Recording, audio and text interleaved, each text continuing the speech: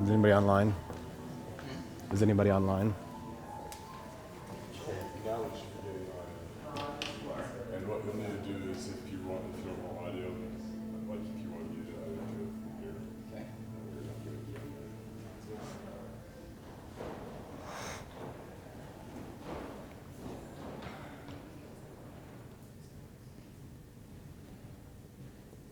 We have 41 people on. Okay. Anybody griping? They're talking about the binder rings being done. Dang it.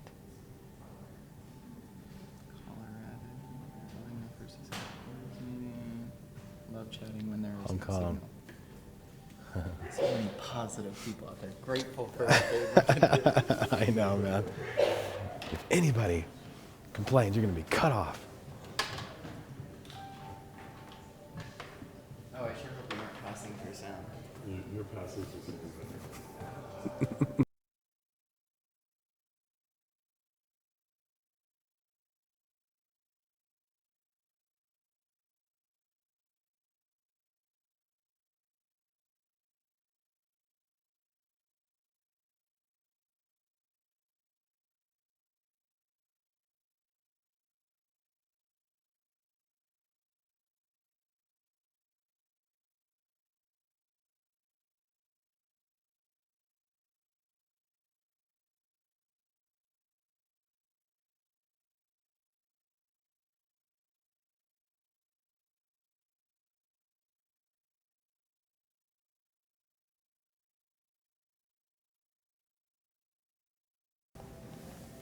It should be on.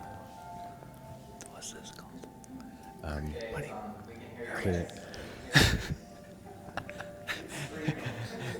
Clearing your money blocks. Okay. Okay. I'd like to welcome everybody out today to this wonderful event, Clearing Money Blocks. Many of you probably know Andy Goddard, right? Does everybody here know? Yeah? Think so? Okay, good. I don't know if you guys have experience working with Andy much on coaching, but I've had one experience, and I can tell you that he's very good at identifying blocks and clearing them. And today we're going to talk about finding those money blocks and clearing them. So Andy's, how long have you been coaching? 4 years. 4 years. So he's been coaching for 4 years. He's as good as they come, and so I give you Andy Goddard, Clearing Money Blocks. Thanks, Shane.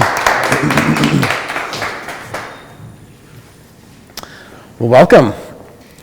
I'm honored to just be able to spend some time together. I know that you had a lot of choices for ways to spend a Saturday morning on your Easter weekend. Probably missing out on a lot of Easter egg hunts, so I'm honored that you choose to be here with us. Thank you for those of you who are with us online. We've got a much larger crowd. We've got some folks from Hong Kong and all over the U.S., so here's a shout out to all y'all. Welcome. I want to find out what your intentions are for our time together today. In order for this to be a success, in order for you to come away when you leave this building and say, that was awesome, that was worth my while, what does success look like for you? What are your intentions for being here today? Kayleen, how about you?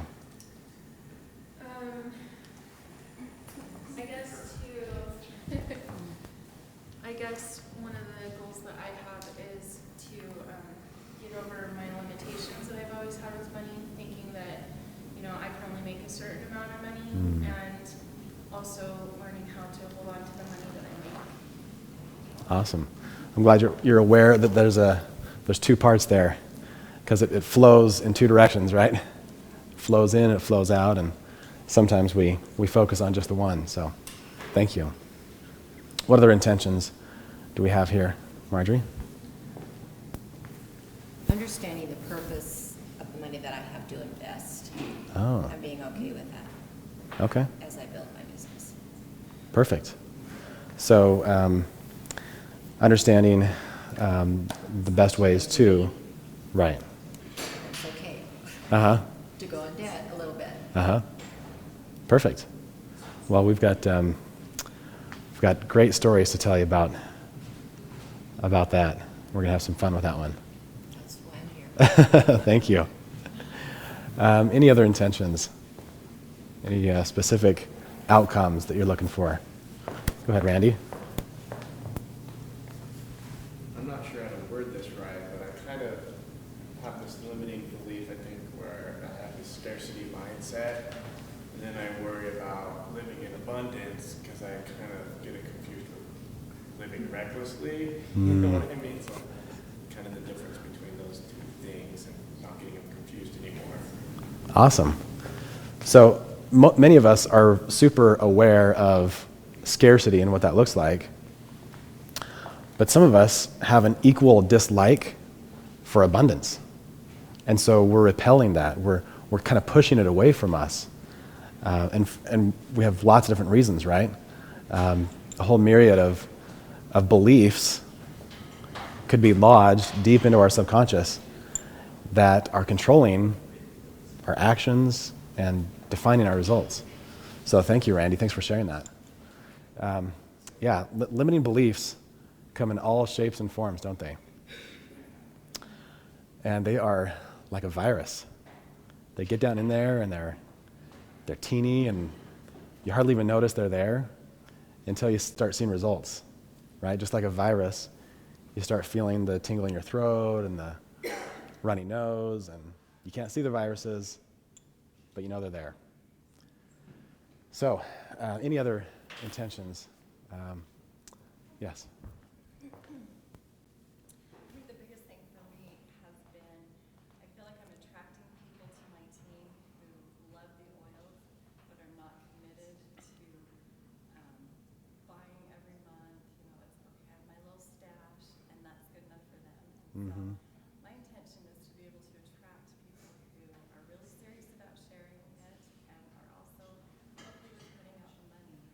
Because it's almost like I feel like, oh, I don't want to ask you to spend more money next month. We can just spend 200 this month. So. Okay. So being able to convey the value proposition that doTERRA has to offer in a way that people get and act on. Awesome. Any other intentions? Well, thank you. Thank you so much for sharing. My commitment is to bring to you my talents, what little knowledge I have, my gifts, and to offer and hold a space for breakthrough for each of you. So that's what I have to offer, and I'm thrilled to be here. So I want to get started with just a little meditation. So a lot of times there's a lot of hustle and bustle, just getting ready, getting out the door, getting to wherever you're going. So if you'll just set your things to the side and just set your feet flat on the floor. If you'd like to, you can take your shoes off. That's how I like to meditate. Totally up to you. And we're just gonna breathe. So once you're comfortable, let's just go ahead and start with a deep breath. And if you're comfortable, you can close your eyes. That's how I like to meditate. And just start with a deep breath in through your nose.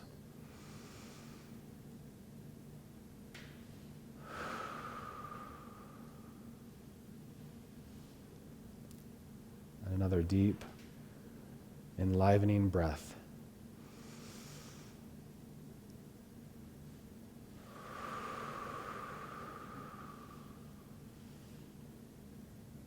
And I invite you to continue to breathe deep, whole breaths.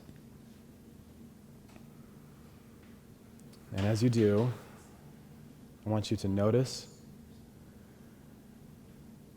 how well you are supported. Notice how perfectly all the events have led you to this moment right now.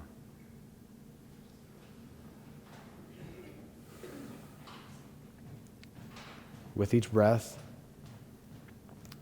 you feel new life entering your lungs, entering your body. And with each exhale, you release any stress, any tension, any worries about anything outside of this space.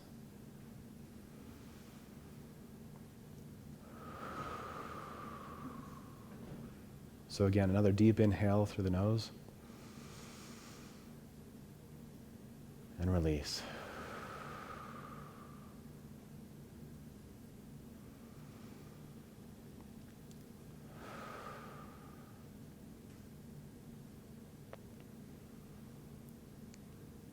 And slowly coming back into this space,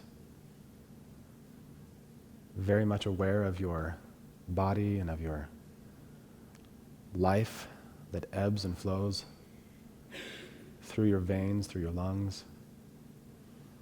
Very much aware of your senses. Coming back now completely into this space.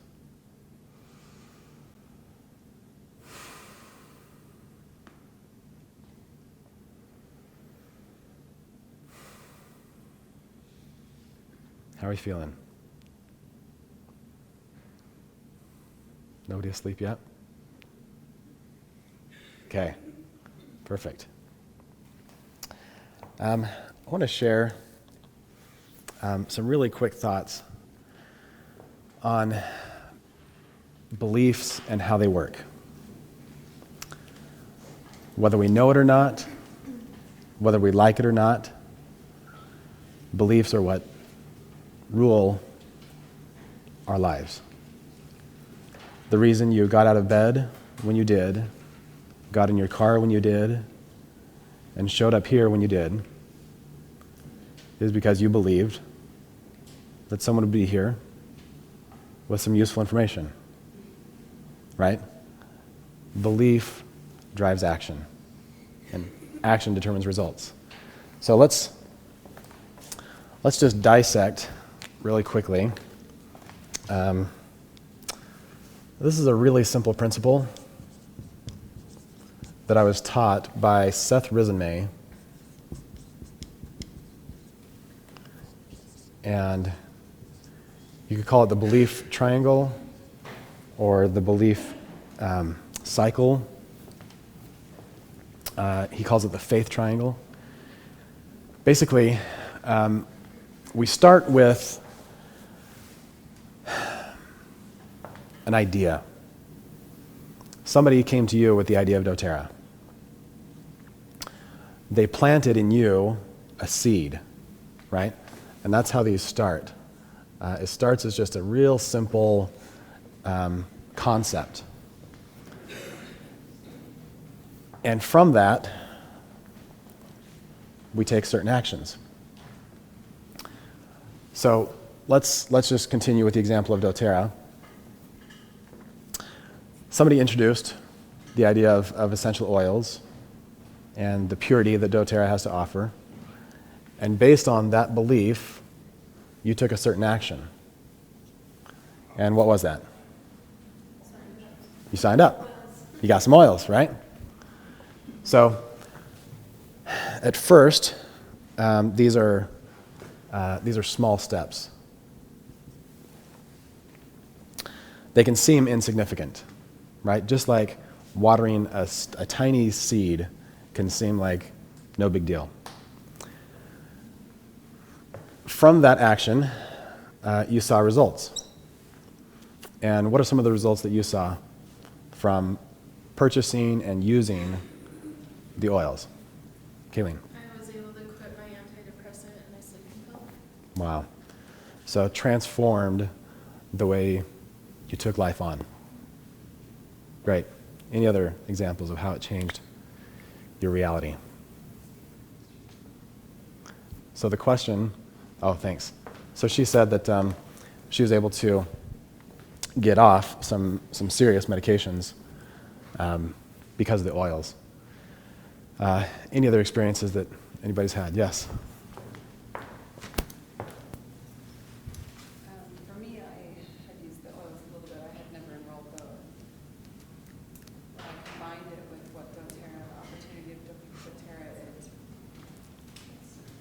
created the spark of hope that had been crushed for almost a decade for me. So Can you tell us more about that hope? hope. What does that mean to you? For me, it's the combination of doing what you're passionate about, something that makes you feel alive, and combining it with keeping me accountable for my health, for what I feel, and you know, if I'm doing what makes me feel alive, and it's helping me stay alive, it's a great combination. That's a great deal.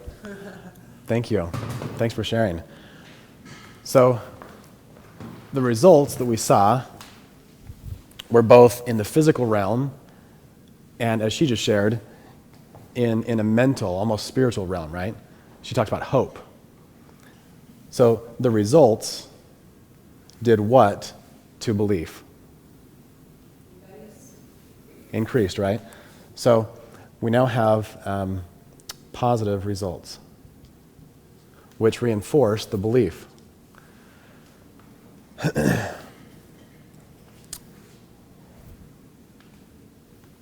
Once we've seen a complete cycle of the belief cycle,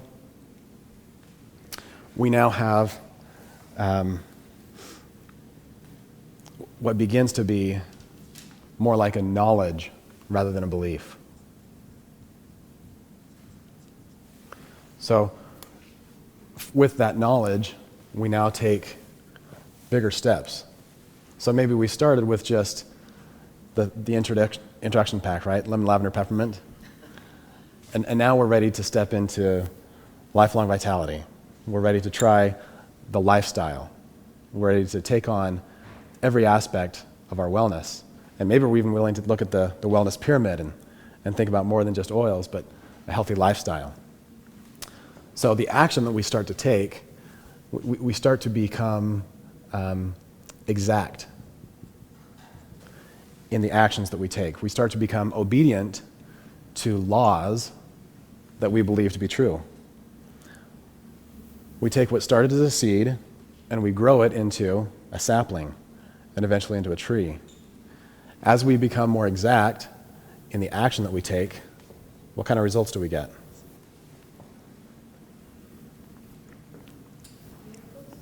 Exactly. That's a perfect word. What blows my mind is the number of stories that roll in every day about experiences people are having with doTERRA, because it sounds like a bunch of miracles. What used to be complete skepticism for me, what I thought was snake oils, has become a knowledge.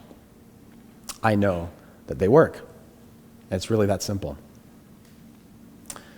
So, this is a real simplified overview of how beliefs act in your life. How they lead to a specific type of action, which leads to the results that you're getting. So, how many of you are completely satisfied with every result that you're getting in your life? Anybody here? Maybe if you're dead. Or in a coma. So maybe we're not 100% there, right? So my invitation to you today is let's back up, look at some of the actions which were started with beliefs. And specifically, we're going to be looking at money, which is such a powerful way to measure our results. That's what I love about doTERRA and business in general. You get to see in a very tangible, bottom line kind of way, the results of your actions and beliefs.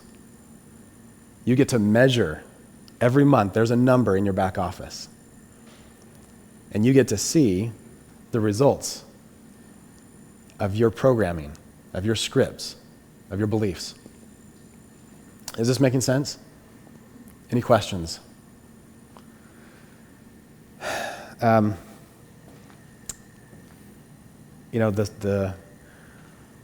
of the best-selling books of all time is called As a Man Thinketh. And, the rest of that thought is, as a man thinketh in his heart, so is he. So today we're going to be talking about mental beliefs, but I believe this phrase really captures it perfectly. Do you have a copy of the book? Do you want to hold it up for us? Awesome. Let's show it to.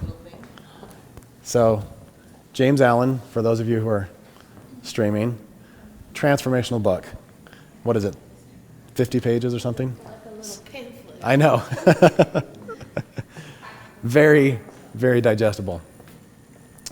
So today I want to spend some time on both mental and emotional beliefs, because I really believe, and I've seen it over and over, that it's emotions that carry our actions.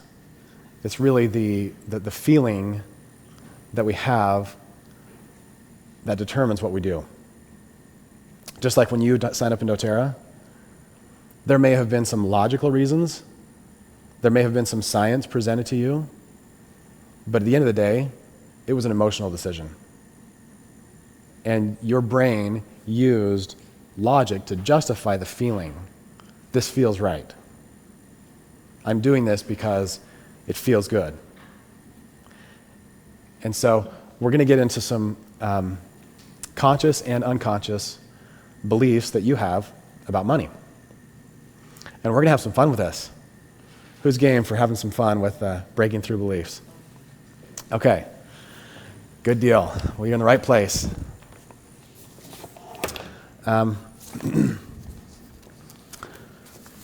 Before I erase that, can I share a quick story?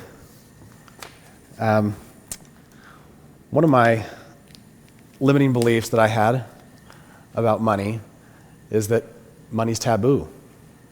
You don't talk about money. It's almost like it was either too sacred or too vulgar.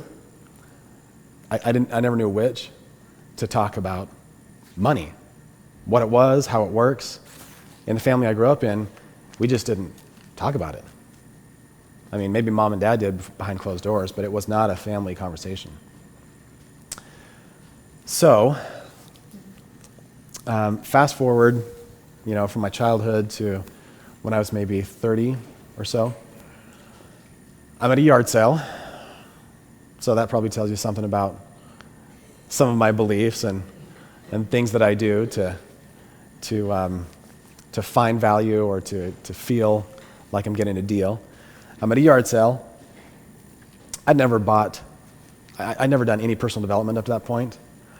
I was a web designer. I was happy with my job. And I see this book sitting on a table surrounded with, all the trash that you see at yard sales. And the title of this book is The 1 Minute Millionaire. Anybody seen that book before? And I think, 1 Minute Millionaire. And in my mind, I'm probably thinking, if I could learn this in a minute, I'm set. So I shovel out the 50 cents they wanted for this book, and I bring it home. But my limiting belief is what? Money is a taboo topic. So Natalie sets it on the shelf with the title facing out, and what do? First thing, I flip that sucker around because I don't want people to know that I think about money, that I want money, that money is part of my, plan. So I turn it around. Next time Natalie comes by the bookshelf, what does she do? She turns it back around. And we played this game for probably 6 months before. No, I never read the book.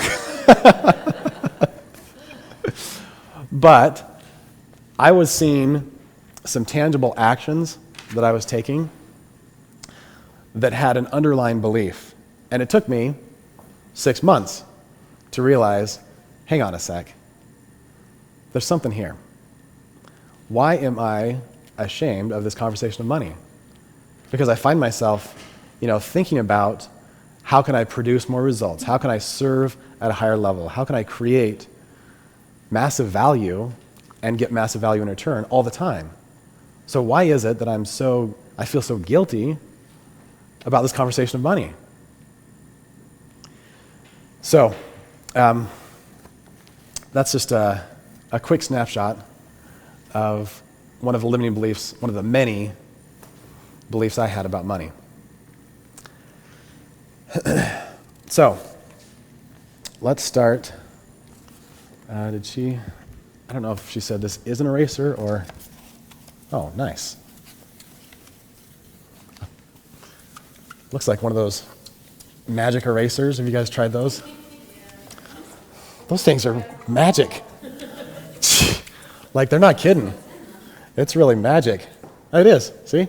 Little G. Oh, he is. Jeez. Yeah. Genius, that guy. Okay. So, let's jump right in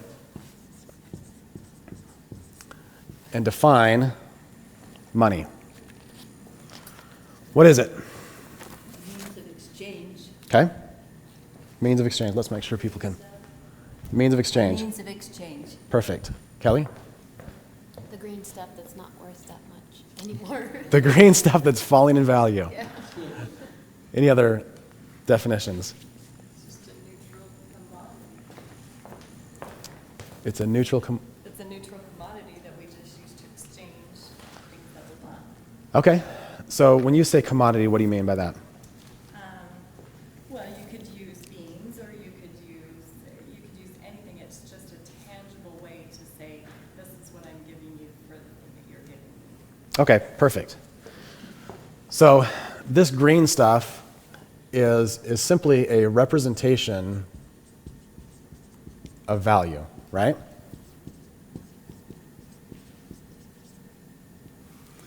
Does the dollar bill itself have value? Losing value every day. Right. You could use it as wallpaper, you could use it toilet paper, right. But as a piece of paper, it has little or no value. It represents an amount of value. $1 million bill, do they make those? Okay, $1,000 bill. Do they make those? Yeah. Okay. $1,000 bill, So I'm told. is that piece of paper worth more than a $1 bill? Only in the significance that we give it, right? Only in the way that it represents in our minds and in our society value, right? So why do we have money?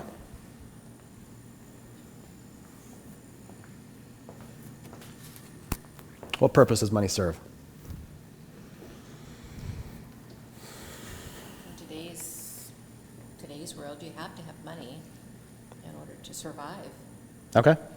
I mean, you could do bartering, I suppose, at some level, but you can't walk into a grocery store and buy your needful groceries for the week without some money. Right. So the barter system, does it work? Yeah, but it has some limitations, right? You have to assume that the person you're buying... With collateral. Yeah, have you tried bringing your eggs that you guys grow into exchange for a rental car? It doesn't work too well. Natalie and I used to do barter all the time, and there's a limitation to what you can do. So, in order to ease the exchange of value, to accelerate the way that we exchange goods and services, we came up with, it used to be seashells, it used to be pieces of metal, and now we use mostly plastic with ones and zeros behind it, right? So money serves as a representation of value.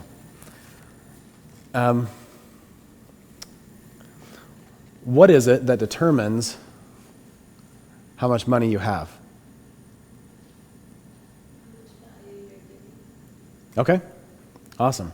So the amount of value that you create is what affects how much you receive. I've heard one person talk about it as creating a value vacuum. That you create so much value that you're creating this vacuum that just sucks money into it because of the value you've created. So when you share oils with people, and I used to see Natalie, give a bottle of helichrysum to someone, and I'm like, ooh. Or Deep Blue, and I'm like, man, couldn't we just bust out the sample vial, or couldn't we, And I was being scarce, and she was creating a value vacuum. She was pouring out value on people, and I'm not telling you that that's the model you should use to give out bottles of helichrysum instead of lavender. But any of you who have been around Natalie knows that she is always giving, that her heart is just filled to the brim with this desire to serve.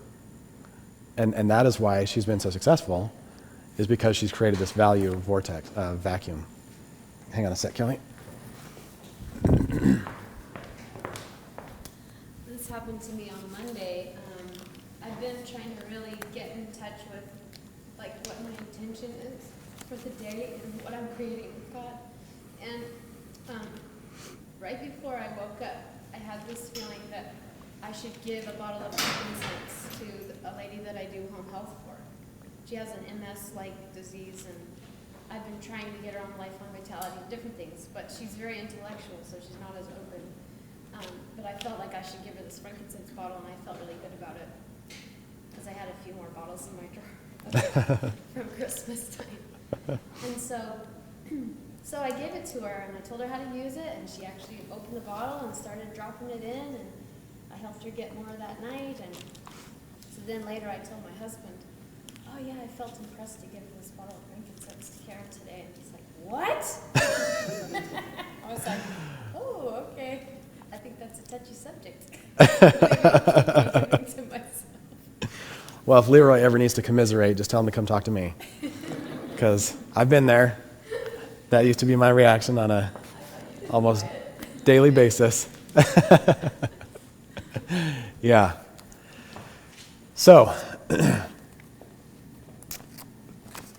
money is a tool. True or false?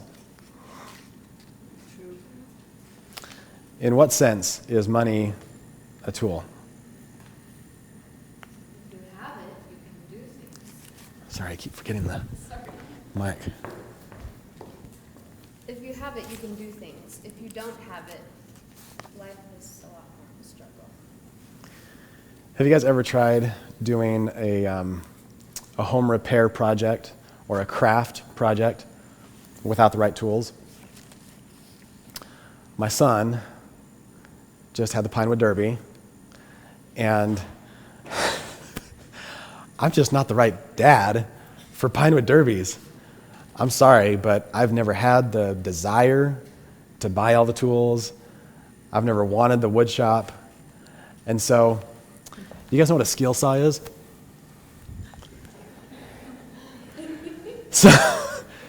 So, he comes up with a design that he likes. He searches on Google Images. And it's pretty slick little, design that's kind of aerodynamic. And I don't have a jigsaw or a bandsaw. I've got a skill saw. It's the kind that you hold in your hand and you run across a big thing. So there's a guard that you have to use on a skill saw to keep you from cutting your hands off. So it's all I've got. So I come up with a way to duct tape the guard open and hold it upside down. He holds the trigger, and I'm pushing this block of wood over the skill saw with the shards of wood flying up in my face. We do have goggles on, okay? Both of us had goggles on. But I'm sure I'm going to pay a price one day for what I taught my son. So all I'm saying is I didn't have the right tools, and that was an ugly piece of wood. And so you can do things without the right tools, right?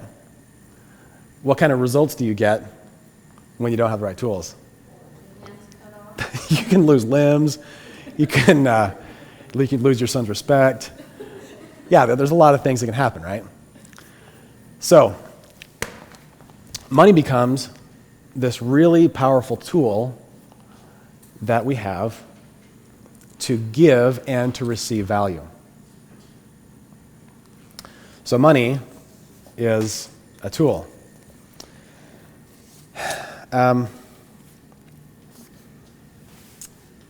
So let me ask you a question.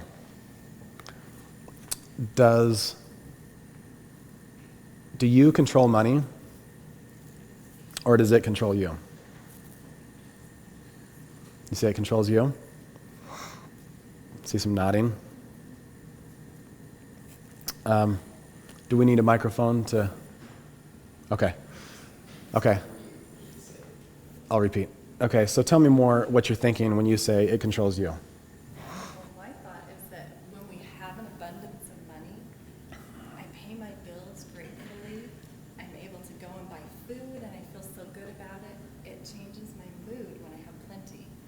When I know that there isn't enough, it's like I want to hang on to everything I have, and I'm scared to pay bills, and I think, no, you don't need that, and it just brings about this fear that I don't like. Okay, so I'm just going to restate for the sake of those online. So if I heard you right, when there is money, you feel like there's flow. When there's not, you feel this tightening, this scarcity, and so it controls you in that sense. Okay, let me see if I can stand close enough.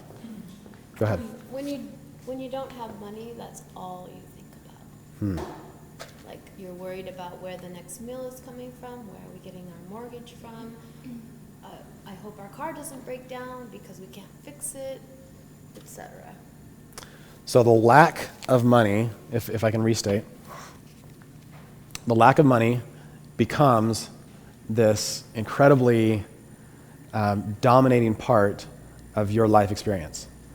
You don't want the car to break down, you don't want a kid to get sick, you don't want anything, any blip, you don't want life to happen because it's controlling the conversation.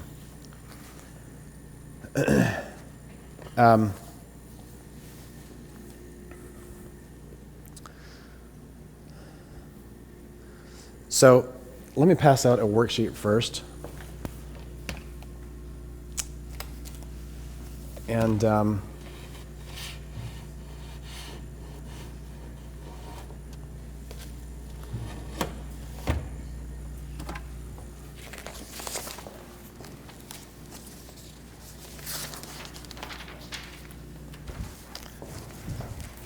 send those around. And I just want to invite you to be really open as we go through some of these questions, and be really honest with yourself. You've got lots. Pass it around, thanks. So this worksheet and this experience that you're in was created for you. So you're at choice right now. You can either go through the experience or try to go around it. So I am here to hold a space for your breakthrough. And so my invitation is for you to be open and vulnerable and to go through, whatever blocks that you come across. My invitation is for you to have breakthrough. So many of you have already taken notes on what is money. The next question on that page is, what are your beliefs about money? What are some of the things that your parents told you when you wanted the new bike, or you wanted the designer jeans, or you wanted a special party with your friends? What were some of the things that they told you about money? I can't afford it. I can't afford it. Okay, perfect. What else did you hear? You Kayleen? don't need those. You don't need those. Okay. And was there something kind of deeper than that? Like you're not worthy Well, it was of those? like, we don't have to spend $100 on a pair of jeans when we can spend $10 on a pair of jeans. Okay. So it wasn't worth the amount of money that they were being sold for. So did you interpret that as I'm not worthy of money? Possibly. I've never thought of that, so possibly. Yeah. Okay. So I can't have nice things. It's not worth the price. Okay. Kelly? I heard my dad criticize people about how they used their money. Like my aunt, they were always leased their cars, Uh-huh. and he had a problem with that. Uh-huh. Or like my uncle never fixed his own car, couldn't change his own oil. Uh-huh. You know, I was like, And so what? it's none of your beeswax. But So- that's what I heard, like, or they, you know, those people are in debt to buy that boat, or whatever. Uh-huh. But kind of criticizing other people, how they use their money, because ours was very tight, and my dad fixed everything himself, and, you know. Perfect. So just to restate, money was often the reason for criticizing the way people use their money. They were wasteful if they didn't change their own oil, or if they leased their cars, things like that. Okay, perfect. What else did you hear about money? You have to have money to make money. You guys heard that before? And feel free to just, dump out in brainstorm format on this page or on your own pages. What we're trying to do here is capture the script that you've been given about money. Sometimes in the past, I've always looked down on the people that have money. Why is that? Because I grew up extremely poor, and I never expected to have money, or a lot of it anyways. And so, but everything that we did have, dang it, I worked hard for. Uh-huh. But all that money, certainly they couldn't have worked hard for that. Certainly it just fell into their lap, or they're flaunting it, or what are they doing, building a mansion or a castle right next to, where everyone can see it on top of the hill or whatever. I just thought, I would be so embarrassed Right. to take anyone home to that. Thank you. And so I didn't really see myself as feeling covetous or jealous about it. I just thought those people are ridiculous. Idiots. Yeah. So, I thought, well, I'm a harder worker than that. okay.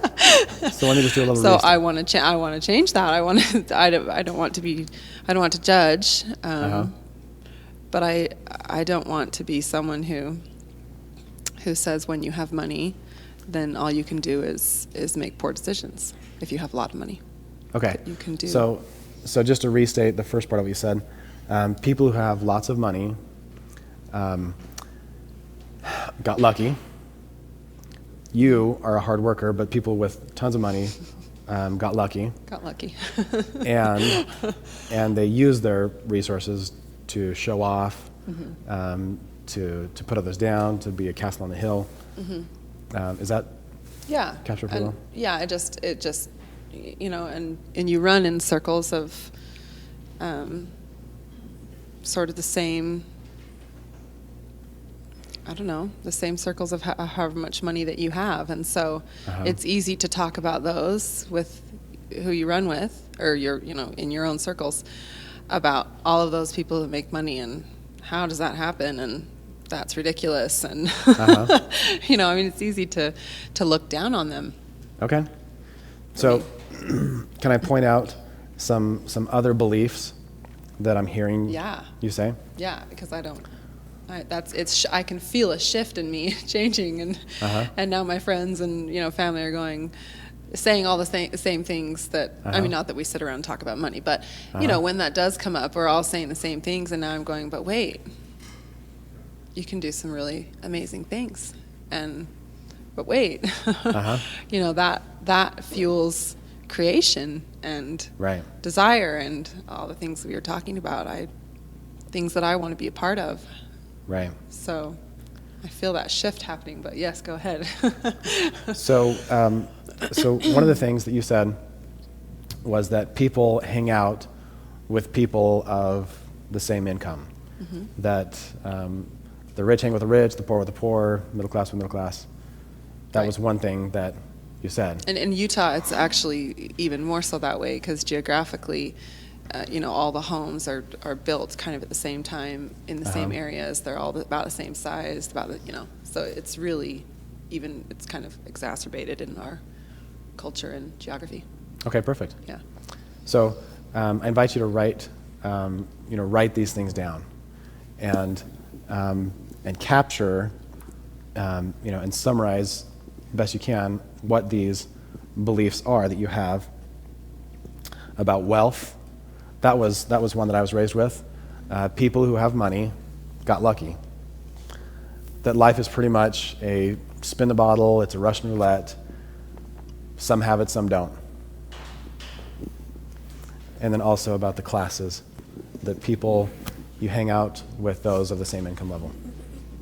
See, and I grew up thinking that people who were rich had something, it wasn't necessarily luck, but they had an extra amount of smarts, or they had a special degree, like you had to have a high degree in finance or something to be really wealthy and know how to use money, make it grow for you to that large amount. So do you have some specific people that you can think of that you knew or that you had heard of? No, just and now I've read more, and so I understand that was like. But you hear of people like Bill Gates or people that create this thing, and you think, wow, they were just really smart. They just could see things. I'm not creative, so I couldn't come up with a creative thing like that. Those are the stories I tell myself. Okay. So would you make a note of those? That the wealthy have access to some higher learning that I don't. They have access to some superpowers, super creativity that I don't. That money creates an elite, an elitist group of people that I'm not a part of. So I don't belong to this group. Kelly, and then Kayleen. My husband's an artist, and so he has this mentality that artists always have to struggle, and he talks about it a lot. What's the phrase that we always put with artist? The poor starving artist, and it's true. It's been true so far. Or like when we do have a lot of money, it may have to last us for a few years, so we still have to really be really tight with everything because we don't know how long that money's going to have to last. So It's always just like, and I think he believes that his work will never sell for a lot until he dies. Wow. And so that's kind of scary, that he feels like he has to die to provide for us, basically. Wow. So if I could just kind of help you summarize what you might write on the paper. Artists starve, number one. Right, by association. There's enough starving to go around. And artists have to die to gain the recognition, the acclaim that brings the wealth.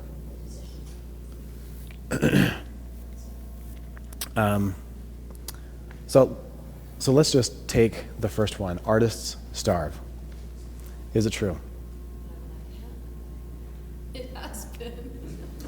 Okay.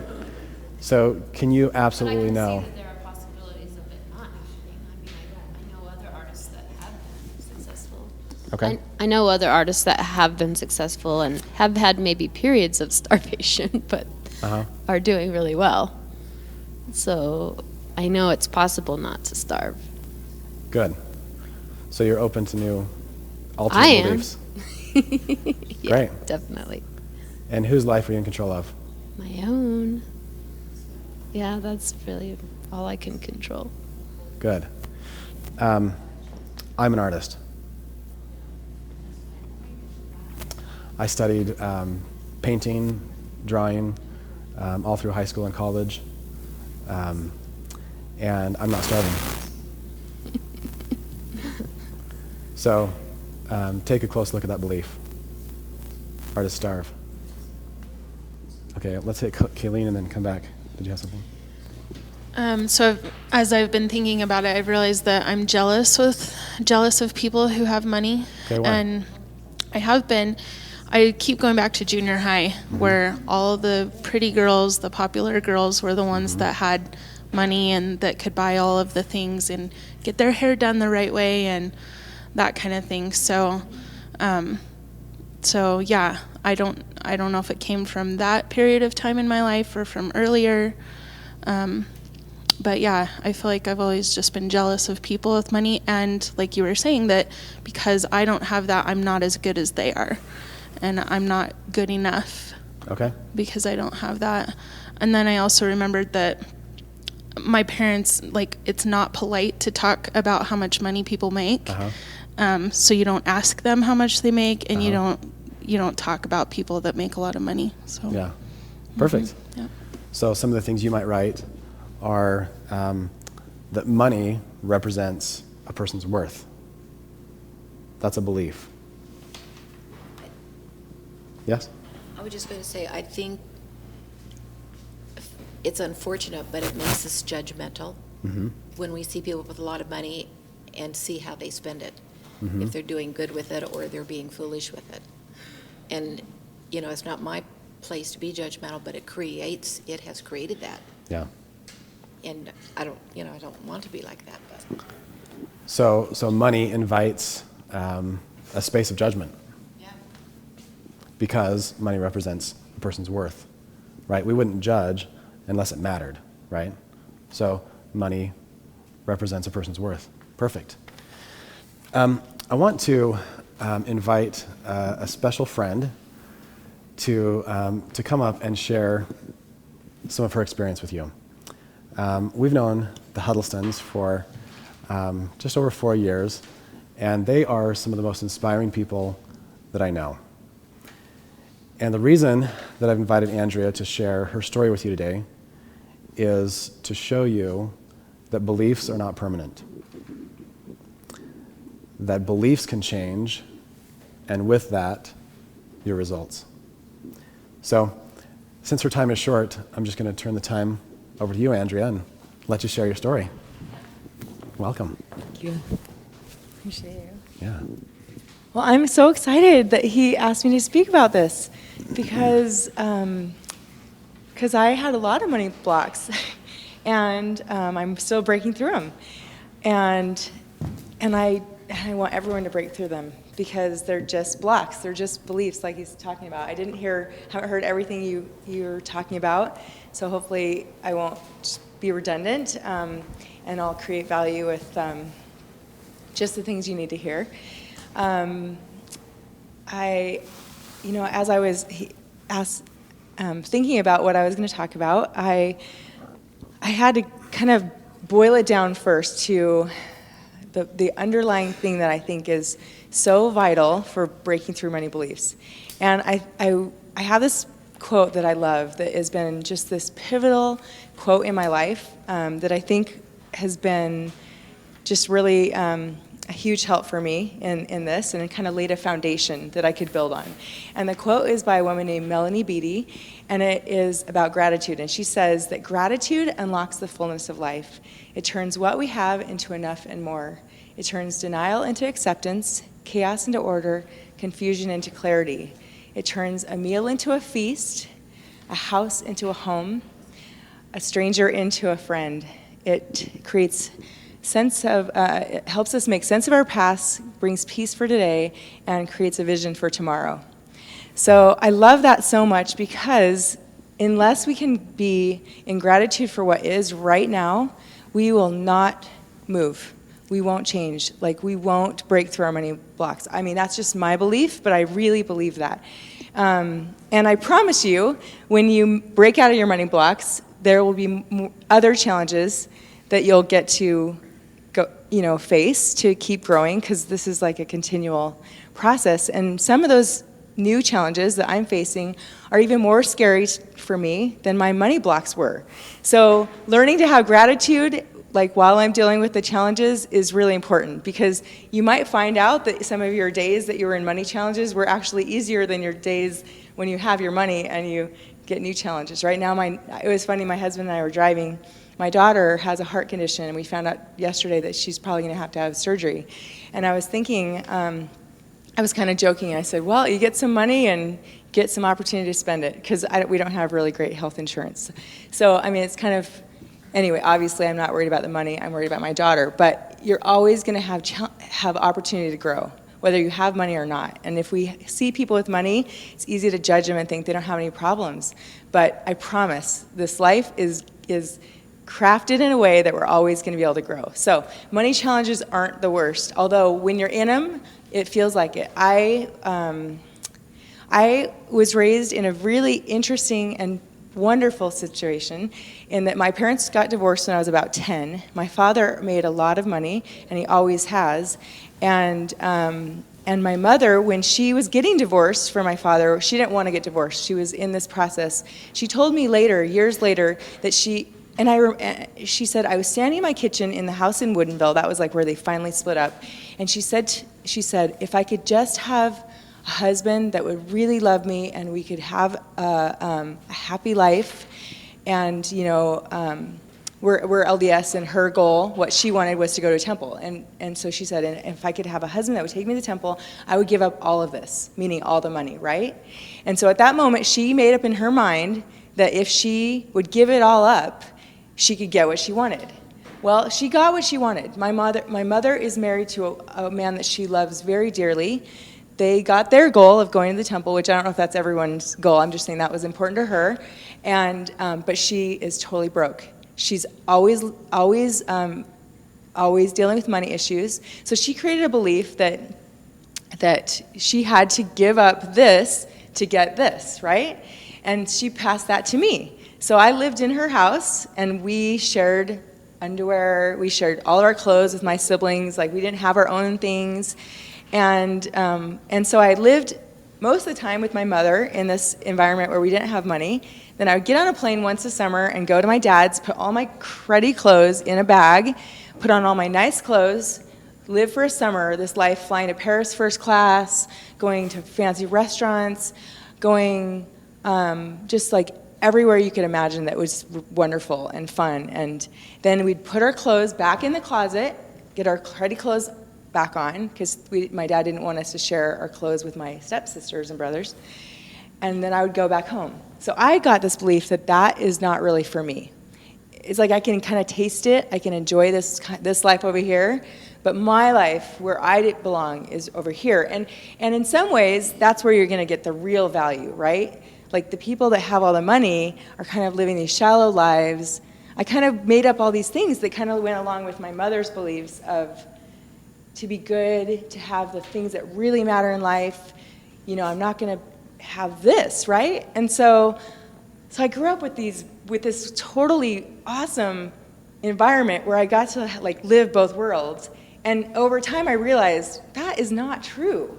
Like, there's people that are prideful and greedy and selfish and won't share, that are the ones that think that they're righteous, I'll use that word, because they don't have money, right? But they're so in scarcity and they're so holding on that they wouldn't share. And then I knew so many people with lots of money that were all kinds of different ways. And so I had these I had just this constant feedback telling me that this belief over here wasn't necessarily true, and that people with money are all kinds of different ways. So I got to start like questioning those beliefs that, like you were saying, and it started me on this journey of noticing beliefs, noticing that what I was thinking and what I was believing was creating something. And so it was interesting. So my husband and I, we started, he made a lot of money in the software industry. Our last year that he worked in the software industry, he made like $350,000 that year. And I didn't worry about money very much. Well, I still kind of worried about money because I had scarcity issues that were deep in me, but I didn't have a money like challenge according to the world, right? But then we moved to Utah, and he decided that he was going to change careers, and we had every money problem. We did lose our house. We lost our cars in the middle of the night. They'd get driven off, by the man or woman, maybe, I don't know. But we didn't have, we got help from our church. It was just so hard for me, and I remember just praying like some miracle was just going to happen that was going to totally change that. And I just thought, if I just have faith, or if I just, I don't know. I just tried all these things that kind of fit all these belief paradigms that I've been taught, and really nothing was changing. It was just getting worse. And so so this is where it kind of gets like where you could go, okay, throw her off the stage now. Because so I was really like really open. After I did a lot of belief management work, and I started recognizing I'm creating this. Like, okay, I started working on discreating my beliefs and noticing my beliefs and being really open with I'm responsible for this life that I'm creating, and I'm responsible for what I'm experiencing. And it was and then you do have miracles. I started getting more in that gratitude. About that time, that gratitude quote came in my life, and I started just being grateful, and I started noticing all the good things that were coming. And I got a gratitude journal. I was like making myself count my blessings, count what was working. And it's funny, when you start to count what's working, more things start to come to count.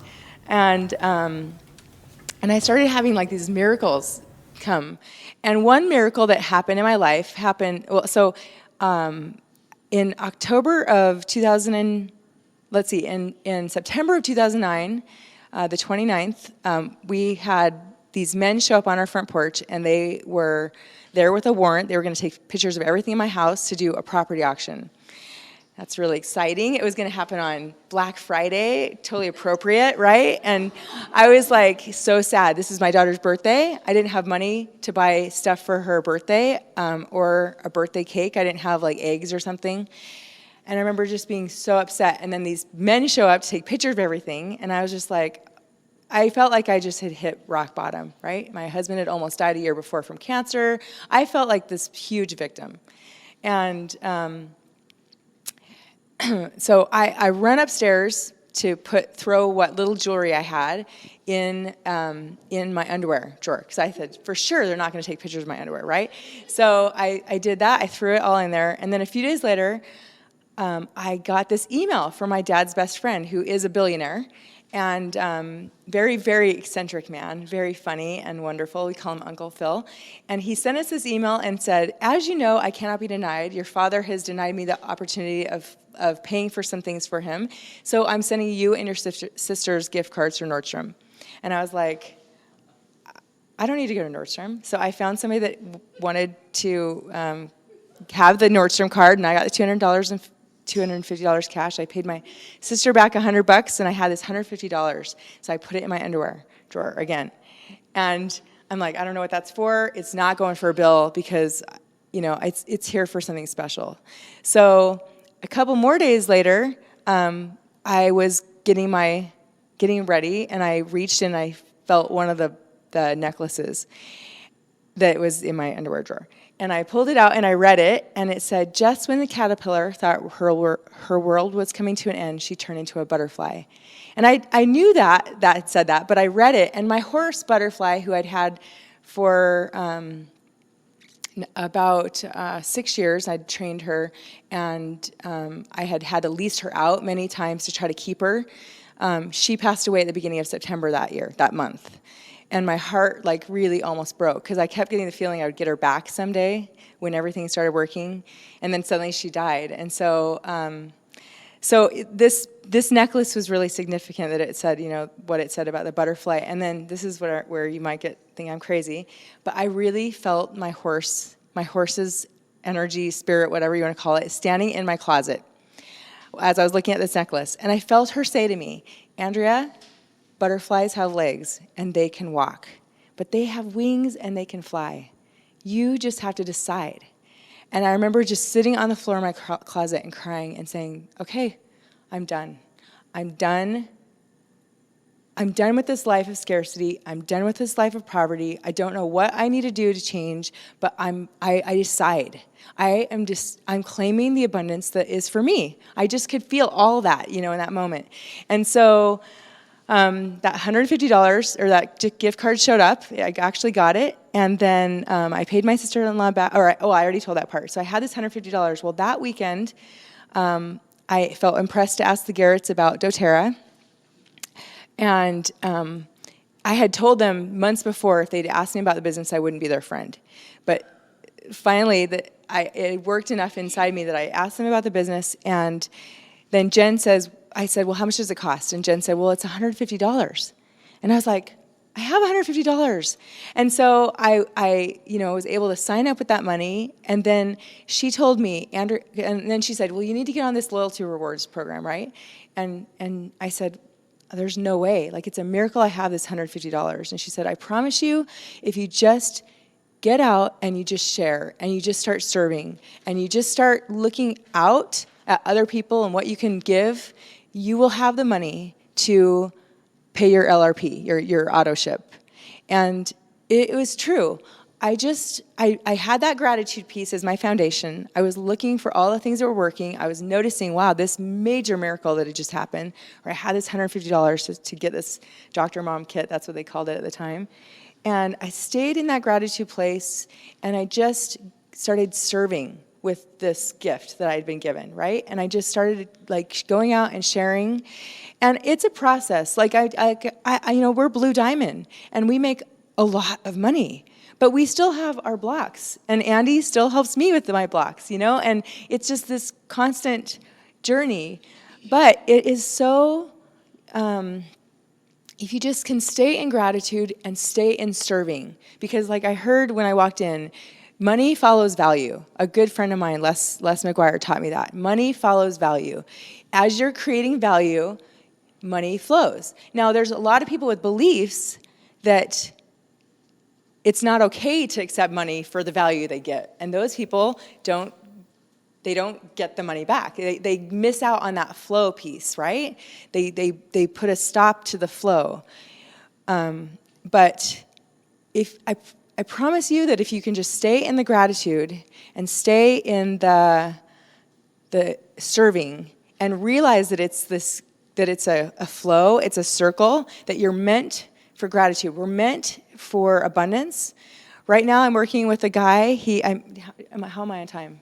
Am I good? Okay. I met this man, Andy was with me. We were on a cruise, my husband and Andy and a bunch of us were on the doTERRA cruise. And we were there, and most everyone in doTERRA was able to meet this man. His name is Rad, and he's rad. And and he was like the head maitre d' waiter guy on the ship. He was just this regal gentleman, just amazing person. And for some beautiful reason, he chose my husband and I to work with in doTERRA. I mean, here he is with all the top leaders in doTERRA. He could have chosen anyone to work with, and he knew who we all were, right? But he chose us to work with. And it's a huge privilege and honor. And I would never in a million years be able to support him if I was where I was 3 years ago. Financially, there's just not a chance. I've already spent hundreds of dollars just trying to get him his product, and I'm not going to get it back, right? But when I was in the shower praying about how in the world am I going to help somebody in Serbia grow doTERRA, these words came to my mind: spare no expense to invest in his freedom. And I thought, this is what it's about. This is what money's about. And it's not about like, I'm going to give him money to rescue him from his situation. That's not at all it.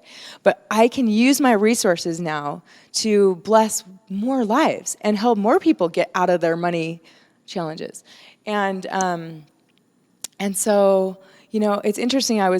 He kind of disappeared for a little while, and I mean, we'd been communicating a ton, and I'd, put all this investment. And so finally, I sent him an email last week, and I said, I'm really disappointed by the way you've just gone silent.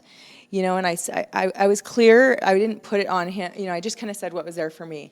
And he wrote me back saying, he just run up against a bunch of issues, and it was impossible. And that they wanted to stay friends, but like doTERRA was not going to happen. And I got that email, and I pondered what to say for 2 days. And I feel impressed to read this email to you, because I feel like this email came through me. I don't feel like this was me talking. I feel like this was inspiration. Not to say that I'm so inspirational, but I feel like it came through me. And then I want to read to you what he wrote back to me. Thank you. And I want to just say, well, I'll finish after I read these two exchanges. Then I'll say what I've really felt and how it applies to this money thing. So, how funny, it's right there. That's interesting. Okay, so this is what I wrote when he wrote me back and said it's impossible. And I want you to just imagine that this is someone speaking to you. So, dear friend, I'm sorry it took a few days to get back to you. I had to ponder what you said and feel in my heart to find the right words to respond. I must say I was surprised that a man such as yourself with so much conviction and heart would give up so easily. Honestly, before even beginning, it was so clear that the hand of providence was involved in our meeting, and though it does seem daunting, the whole idea, even to me, I'll admit, I know that with him as our guide, we cannot ultimately fail. It may be a long, steep, and winding road, but freedom, which we are talking about as the ultimate prize, is worth such a climb. Honestly, I don't know how we will do it. I only know that there is a way if we are committed to and have the will to find it. Friend, I feel your soul, and you have a mighty will. It may be weakened from 10 years on the ship, settling for less than you know you are capable, less than your spirit knows it is meant for. You may be like a warrior weakened after being away from battle for some time, but the strength is still in you. It is who you are. Friend, I believe you have a grand mission. Actually, I know it. I've seen you in a vision in my mind, lifting and inspiring many to be more than they are now, helping them to claim the abundance and joy they were born for. Those people are waiting even now, secretly praying. This world needs you, but you will have to fight for the right to lead out in that way. And it will be through your fight that the leader you are will emerge. This is about so much more than oils or business. It's about much more than any of us know. After over 3 years, I'm just barely coming to understand the scope of this work and the significant difference it will be to mankind. Something of this magnitude is sure to have opposition, but we can overcome. I believe you have a role to play in this transformative and freeing work, and because of that, angels and all of heaven will move to help you, as long as you just don't quit. As long as you are willing to humble yourself and plead for their guidance and assistance. I too will sacrifice to help you. I promise you that I'll never look back on my commitment to helping to do my part in aiding you in this effort.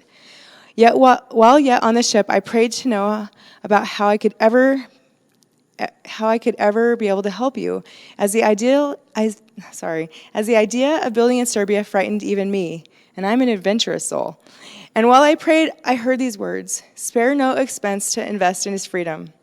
And though I don't totally understand what that meant, I made a promise then and there that I would. I learned so clearly that day that our Father in heaven is mindful of you and your family. He will open up a way, and not just for your sake, but for the countless lives you and your wife will touch because of your example and your faith, your courage and determination and unfailing love. But he will not rob you of your opportunity to get as much out of this as possible, so he will not do anything for you that you are capable and would strengthen you for your eternity. I promise both of you that the way I promised him that day, that I will do all that is appropriate in my power to do. I will never stop, but you must not stop either. There is a way. We just haven't exercised enough faith to find it yet. Who knows? Perhaps it will require you move for a time. I don't know, but I know your mission requires that you not spend your life captured on a ship, not filling the measure of your creation, and partaking of or sharing of the joy we are all created for. Well, I know I've said a lot. I pray that your heart will be open to receiving this message. I am also praying that throughout you will feel my genuine love and conviction. I know who you are, and I'll always stand for that man. And then I put this quote that I remembered. Until one is committed, there is hesitancy, the chance to draw back. Concerning all acts of initiative and creation, there is one elementary truth, that ignorance of which kills countless ideas and splendid plans. That the moment one definitely commits oneself, then providence moves too. All sorts of things occur to help one that would never otherwise have occurred. A whole stream of events issues from that decision, raising in one's favor all manner of unforeseen incidents and meetings and material assistance, which no man could have dreamed would have come his way. Whatever you can do or dream, you can begin it. Boldness has genius, power, and magic in it. Begin it now. Sending my sincerest love, hope, and mighty faith. Your sister in the faith, Andrea. So then he wrote me back and said,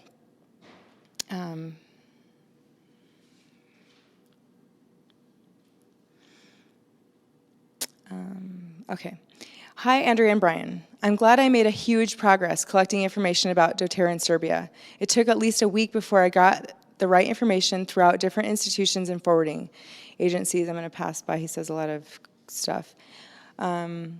I need to talk to you as soon as possible, as I have set an appointment with this woman that he needs to talk to on Tuesday. There's a lot of laws and red tape, and so like these things he's been trying to work on that he was quitting for all worked out, like after I sent this email, which is, anyway. And he says, thanks for your great mail. You have changed our lives. You cannot be indifferent with someone who is so deep and honest as you are.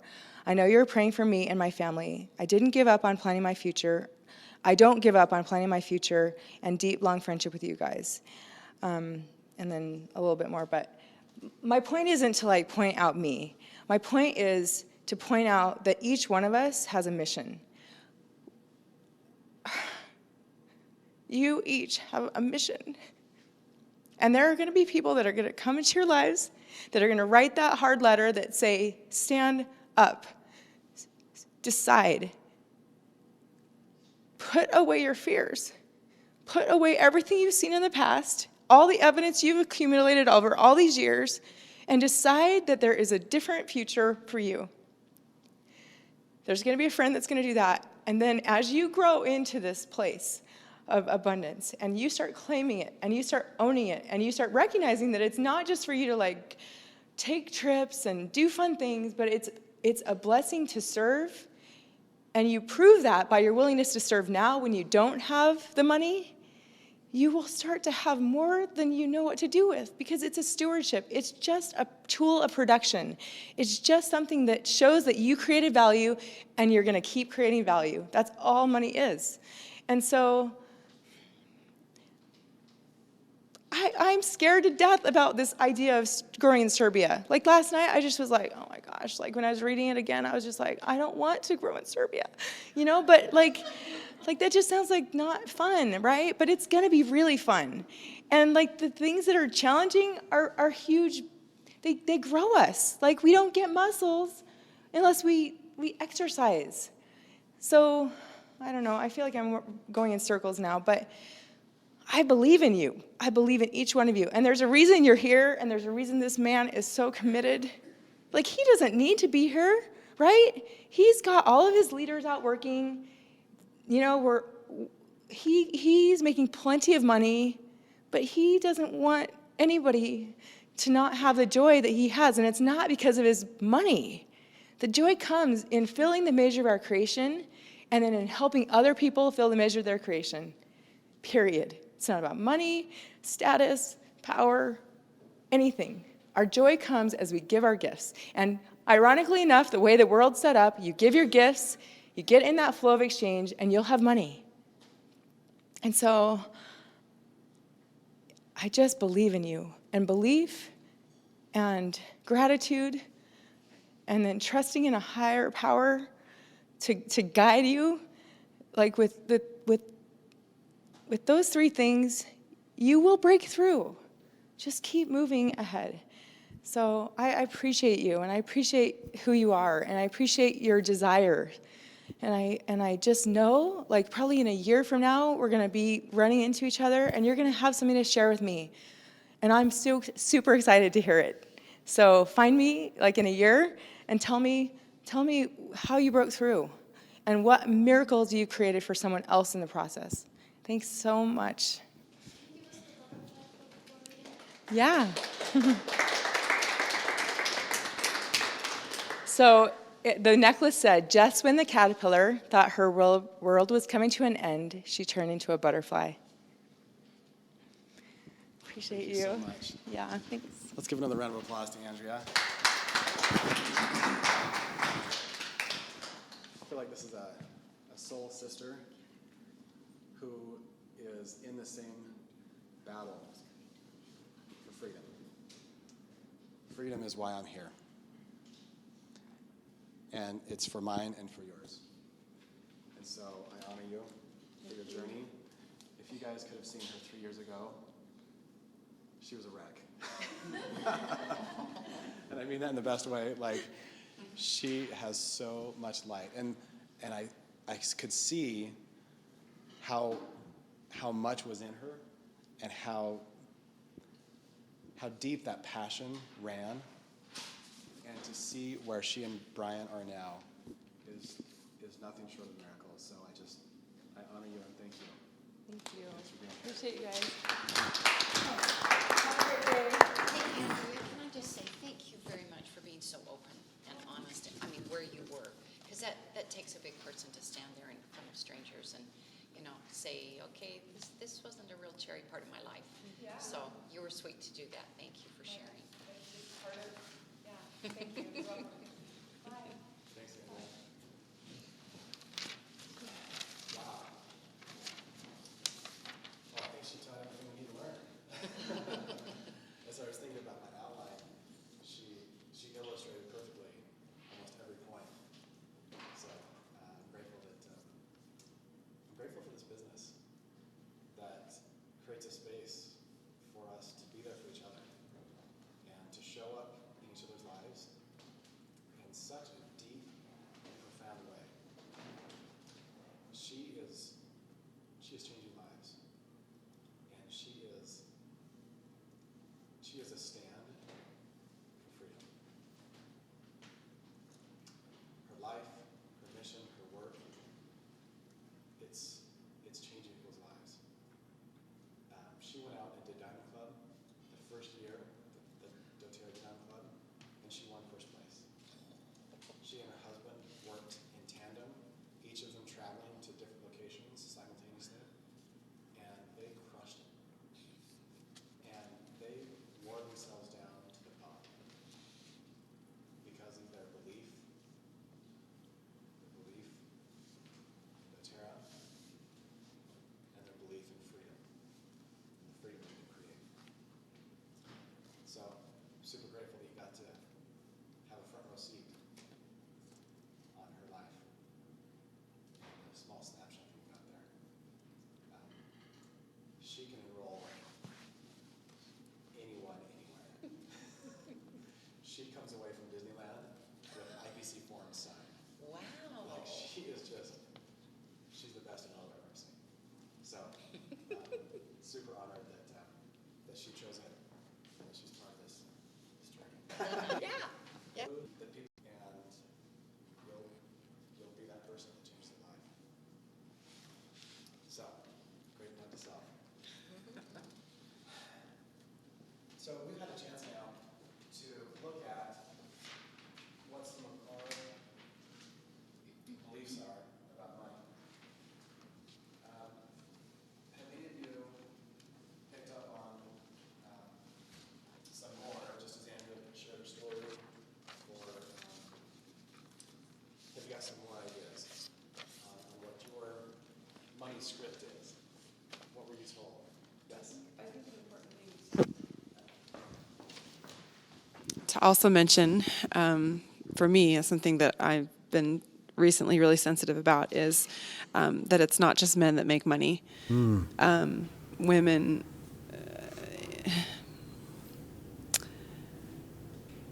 women have gifts and talents and things to give to this world just as much as men do. And if men have, the responsibility to work their 40 hours a week and they are still have that role as a father, there's no reason that a mother can't also work and help and serve and share her gifts. I think, it's really important to know that women have things to give to this world. Absolutely. I would hate to live in a world where only men shared. Yeah. Can you imagine if only men could be IPCs in doTERRA? What a scary place it would be. That's one of the things I love most about doTERRA, and thank you for sharing that, is the way that women are able to use their God-given gifts, their natural intuition, their compassion, their ability to recognize need and to heal. And that's what doTERRA compensates the best for, is people who are natural healers, people who are givers and healers and just have these huge hearts. That's who does well in doTERRA. Yes. Well, and that's another huge thing for me too, is because I do energy work along with doTERRA, and I've always had this mentality of healing and, just come over and let me put some oils on you. And I feel within me this duality of, I know I need to be compensated and they should feel value in what I do, but at the same time, it's like to be paid to help someone heal their body. I don't know. So that's a huge block for me. Perfect. So you have some limiting beliefs around getting paid to heal others. Perfect. I hope that's on paper. If not, let's commit it to paper. Perfect. So, women can't earn money. I shouldn't be paid for healing others. These are all great, specific, limiting beliefs. If any of you are having a hard time identifying some of your limiting beliefs, here's a little memory jogger. Over 30 beliefs that we've heard about money. Money doesn't grow on trees.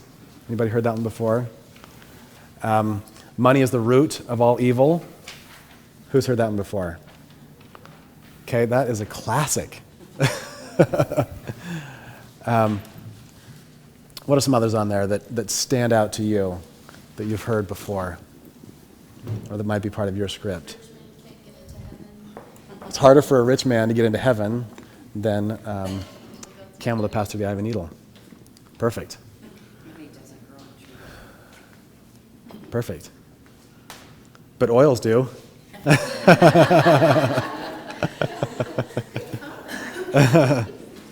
hear a lot is, avoid debt like the plague. Avoid debt like the plague. Wow. That's a big one, huh?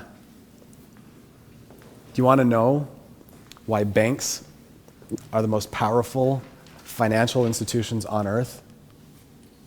Because they love money. Because they have the most debt. So avoid debt like the plague, but the most financially sound institutions make money by going into debt. They borrow $1 and they can loan out 10. Banks have understood what debt is and how to use it. So it's interesting to challenge some of these beliefs. For those of you who are interested, I was taught by a mentor how to set up a family bank, how to be the bank. And I see some smiles, but some of you may already know this. But you can use the same principles that banks are using, and instead of paying them interest, you can pay yourself interest.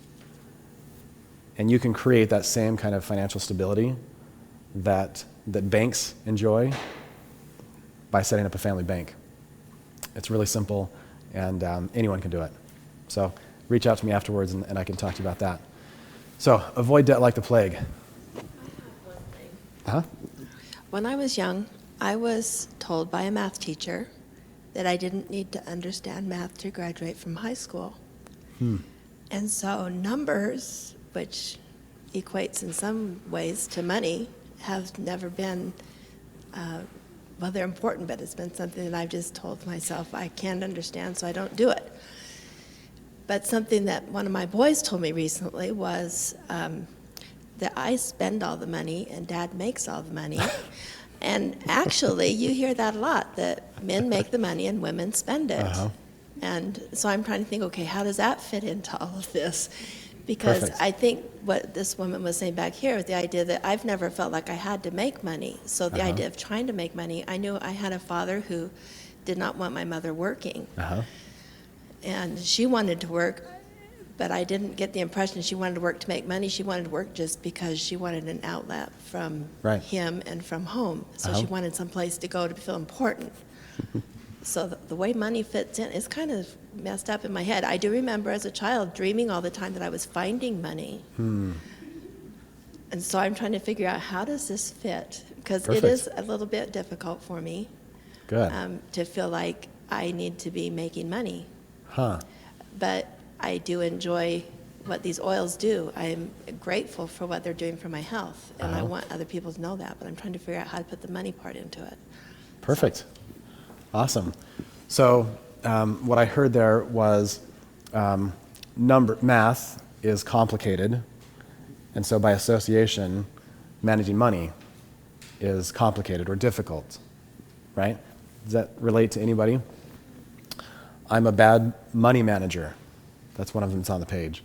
I'm not money-minded, is the way some people say it. And then we also heard, men make it, women spend it, or kids spend it, right? Different variations on that.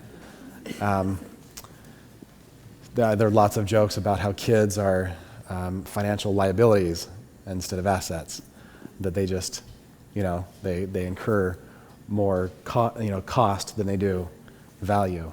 So there are lots of them, aren't there? I hope you've written some of those down. Good. Good, thank you. And those of you who are watching online, give yourself the gift of writing your limiting beliefs down.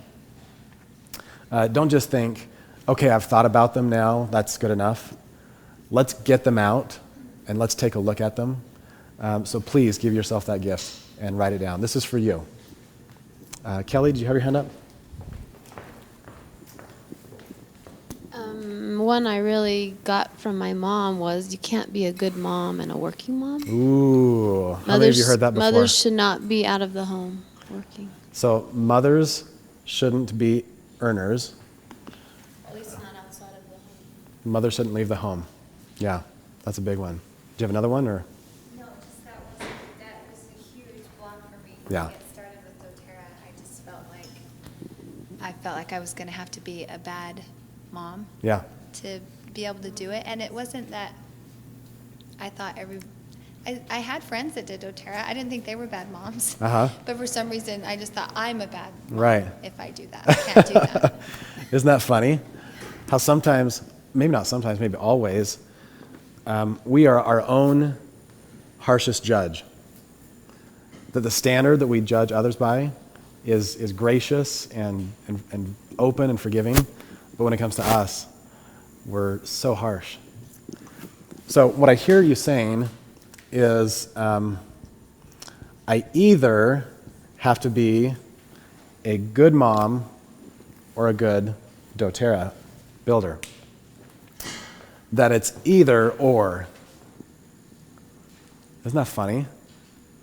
I believe that either or thinking is the greatest limiting belief there is. Either or thinking paints us into corners where we don't need to be.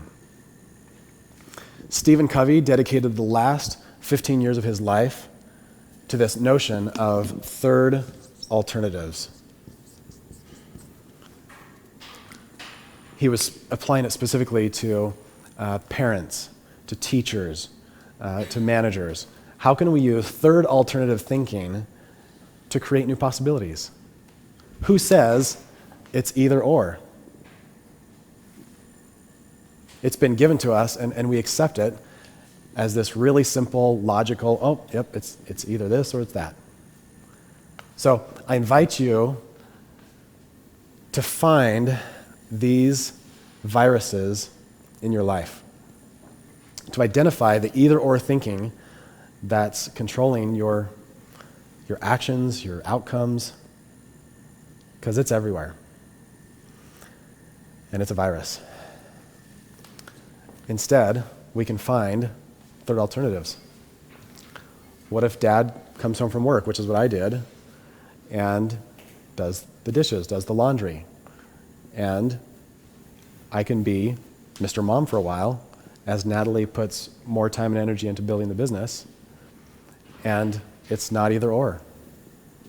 Now we get to be home, and we have for the last 3 years, 40 hours a week. The 40 hours that one of us would have been gone. We travel when we want to. Possibilities are endless. We can hire a cook. We can hire a cleaner. We can hire a tutor. If we can't be there, it's not an either-or world. But that's what I believe it's the adversary would have us believe, that it's either-or. So, before we dive into the 9 laws that I've identified for your financial breakthrough, I want to first have you gauge your teachability index. Now, what do you think I mean by teachability index? What does it mean to be teachable? Open? Open. Okay. Say more about that. Accepting of new ideas. How many of you... Okay, perfect. Willingness to be changed. How many of you are willing to be wrong? Wrong. W-R-O-N-G. I...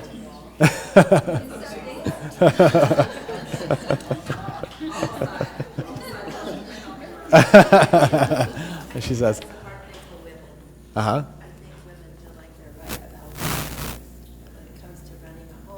Uh-huh. That's been the most difficult thing for me to give up. Is the fact that Mom knows best, Uh-huh. and my way's the best way. I'm learning that, but it's only been just recently that I've been able to start realizing, okay, other ways work. They may not be the way I would do it, but they work. Perfect. And I don't have to be right all the time. That's hard to give up, though. Sure. But it can be done.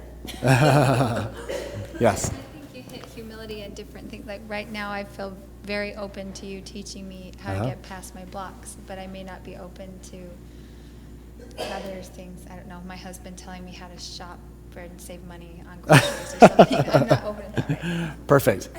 So I'm not asking you to be wrong about everything in your life, but in this conversation about money, I'd like to invite you to be willing to be wrong. So I want you to rate your teachability index on a 1 to 10. 10 meaning I'm ready to rewrite the whole script. Okay? 1 meaning I'm set, I'm not changing. Okay? So rate yourself on a 1 to 10 on your teachability index. Those of you who are watching online, this is on the Clear the Blocks worksheet, which is available at sharedoterra.com/downloads. So, 1 to 10. We've got some husbands and wives peeking on each other's worksheets. So, 1 to 10, what's your teachability? Next, I want you to rate yourself on a 1 to 10 on your commitment to change. 10 meaning this is do or die for me. This has got to change. 1 meaning, take it or leave it.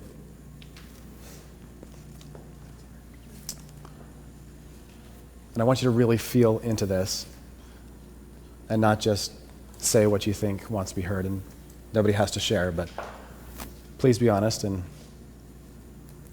check your commitment.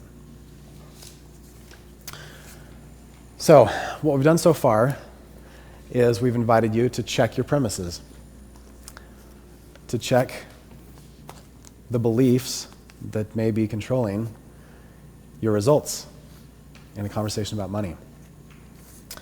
So let's dive in to what I think are 9 core laws about money. Who can tell me what a law is? What is a law? It's a standard. It's a rule. Okay. How many of you have heard the story of the battleship that's at sea? He sees another light, and he says, hey, he sends a signal, we're on course for collision. I need you to change 10 degrees. And they reply back, no, you need to change 10 degrees. And this battleship says, you change 10, or you're gonna hate it. I'm a big ship. And the other one says, I'm the lighthouse. Change your course. Okay? When I say law, I'm talking about lighthouse. Okay? The lighthouse doesn't change its course. So you can either change your course, or you can bash yourself into the rocky shore. Okay? So just to lay a foundation of what I mean by a law, right? You abide by it, or you smash your face into the cliff. It's not a here's the exception, there's a law, but there's an exception. Okay? So let's dive in. Gravity. Yeah, gravity. You can argue with it all day long as you fall. It's gonna hurt. Exactly. Okay, so the first law is the law of the blueprint. The law of the blueprint.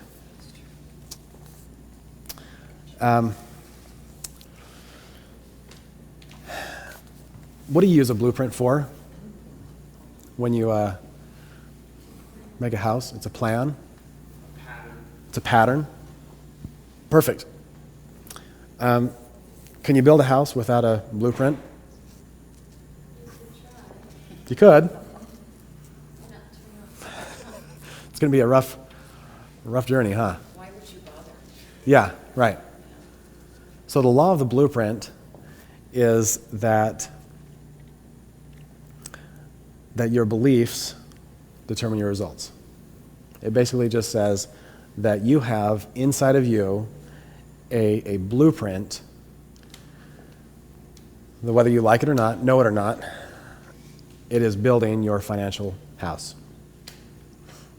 So, be intentional about your blueprint. Let's not just start following the advice of your brother-in-law who's a financial advisor. Let's get clear about what your beliefs are, and let's build the financial future that you want. Okay? It's really that simple. I want you to close your eyes for a minute, and we're going to do a little visualization. I want you to picture that you wake up tomorrow morning and you receive an email stating that you are the heir of an inheritance. And that inheritance is $2.5 million.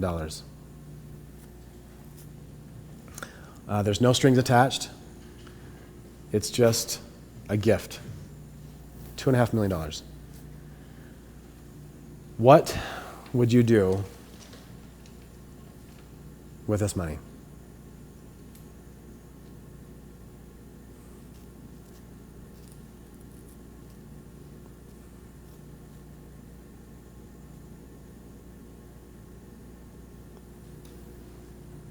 You don't have to worry about taxes on the $2.5 million, just pure creation. What would you do with money? And when you're ready, open your eyes and write down what you would do.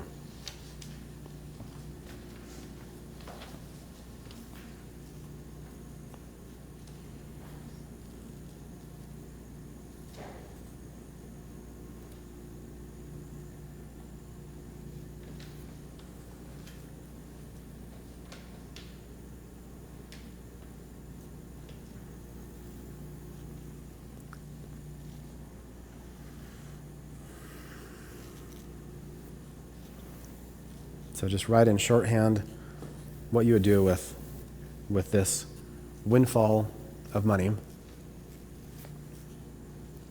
What would you create? Anybody want to share? Kelly?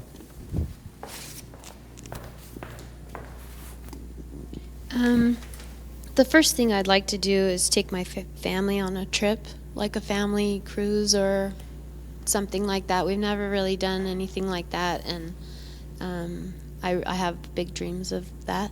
Spending time together. My kids are getting older; they're leaving home, and I want to create some memories together. Great, fantastic. Also, I would give money to Godmothers Inc. It's a organization that basically is. They are godmothers, and they assist girls that have been in sex trafficking, that have been rescued from that in Cambodia. And I'd also give money to like Hershey Smiles or something like that, Operation Smile, where they go in third world countries and fix cleft palates. Fantastic. So that's some of what I would do. Perfect. Thanks for sharing, Kelly. Of course, the first thought I thought it would have to be a scam because $2.5 million doesn't just fall into your lap. So skepticism, and then I thought if it was real and the cash was right in front of you, I would be scared to death. I wouldn't know what to do with it. But my belief, something that has just really shaken me to the core, is that I want to change. I want to be in charge. I don't want to be on the sidelines anymore. I want to be the one that leads my own ship, and not by crawling over people, but by pulling them and showing them. And of course, who have I attracted? What leaders have I attracted? But broken women that want to do the same for their lives. And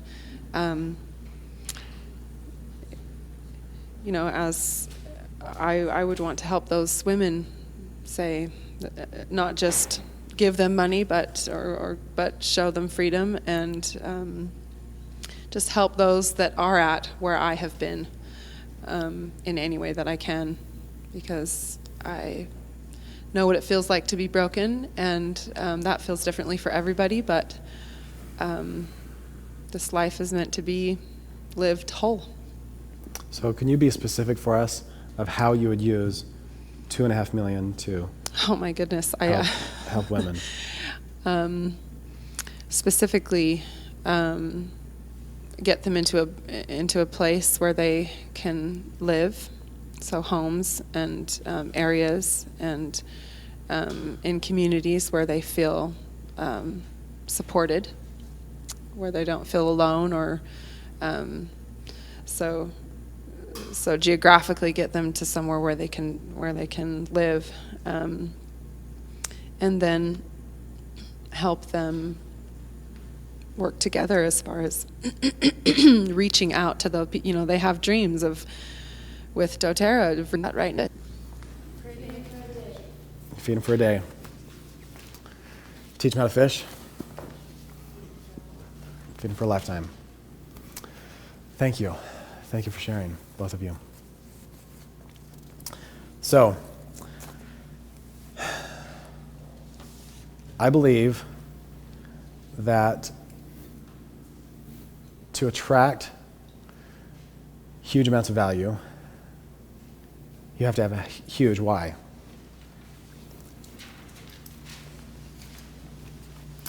To be successful and to attract huge value, you've got to have a huge why.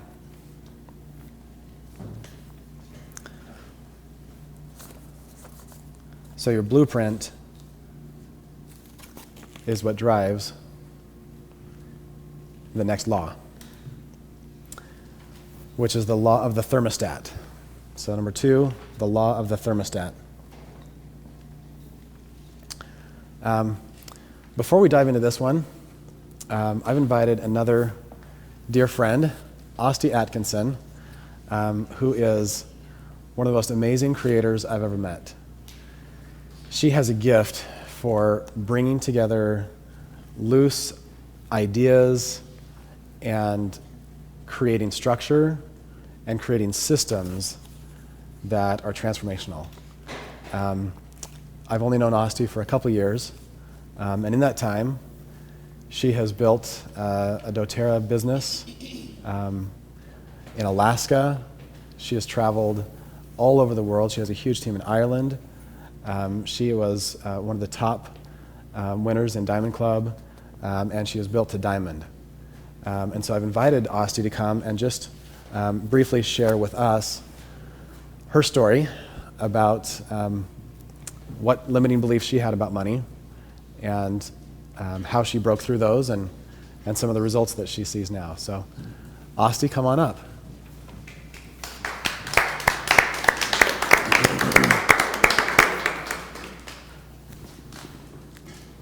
Thanks for being here. Thank you. Wow, I just barely got here. We had some family things going on this morning, and then I was watching the event live on the internet, and Andrea was talking, and I couldn't leave until she was done. I always love listening to Andrea. So we did Diamond Club that first time, and that was really fun. They kept everyone else on their toes in that Diamond Club.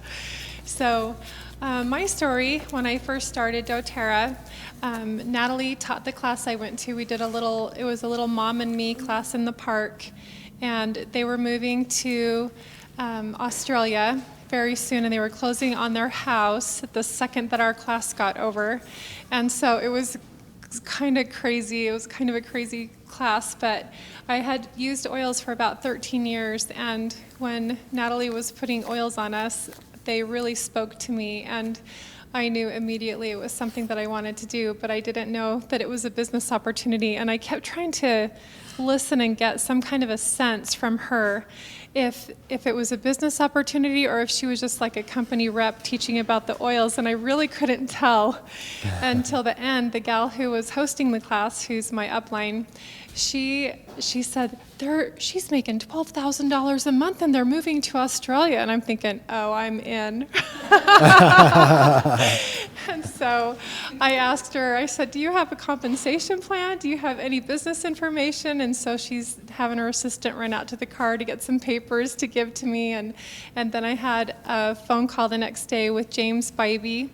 And I went home and I signed myself up, and that wasn't where they wanted me to go or anything, and so it caused a little bit of havoc on their team. That was funny.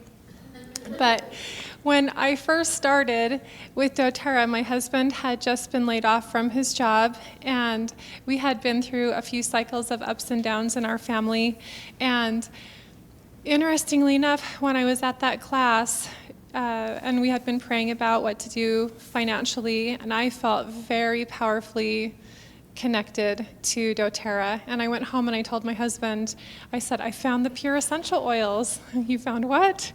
And I said, and I want to work it as a business. And he said, I support you. You can create anything you want to. And so that's how our doTERRA started. And I worked really, really hard. The first month that I was in doTERRA, my goal was to do 8 samples a day for people so that I can get up club. And that was a big step. I wasn't even elite when we started doing Diamond Club. But I had all these ideas of what I wanted to accomplish. We just didn't have the financial resources at that time because doTERRA was our one and only. My husband kept saying, I'm going to go get a job. And I said, no, I know this is going to work. Don't get a job. I need you to support me with this. And so he trusted in me, and he held down the fort at home while we were just working so hard. And when Diamond Club started, I was just really blessed. I knew what I wanted to create, and I think when you're hungry, that's a really good time to create powerfully because you kind of have a deadline for making it work or not. And so just deciding, I think, is the number one factor to overcome your blocks. But I remember also having a powerful visual was really important to me.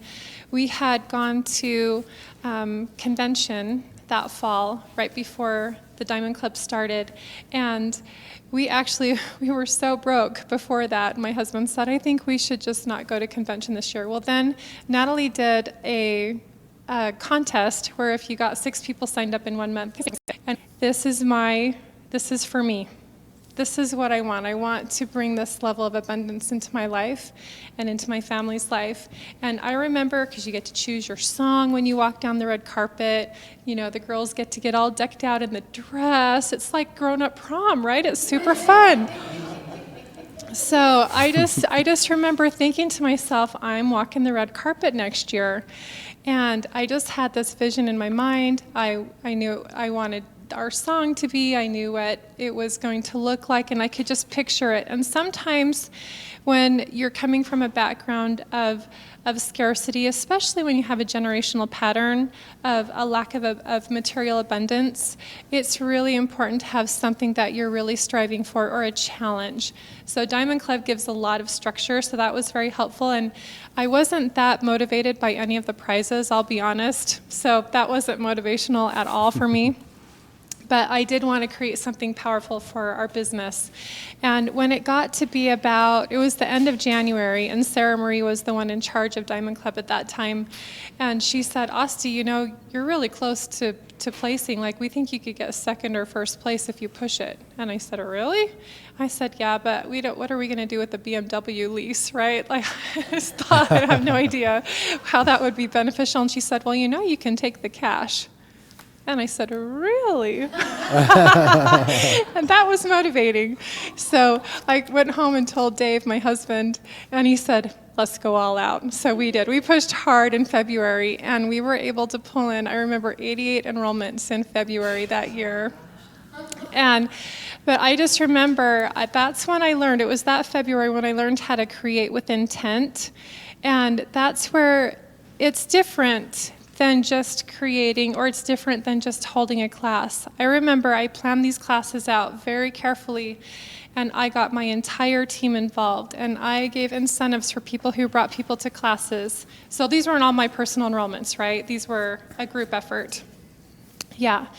And so I had everyone, you know, just pull together, and I had in my mind, all right, at this class, we're going to have this many people there, and we're going to have this many enrollments. And at this class, we're going to have this many people there, and this many enrollments. And I went down, and I just focused on it, and I pictured it, and I saw it. And it was like, even when I was driving home from these classes, I just felt this buzz of being on this frequency of creation.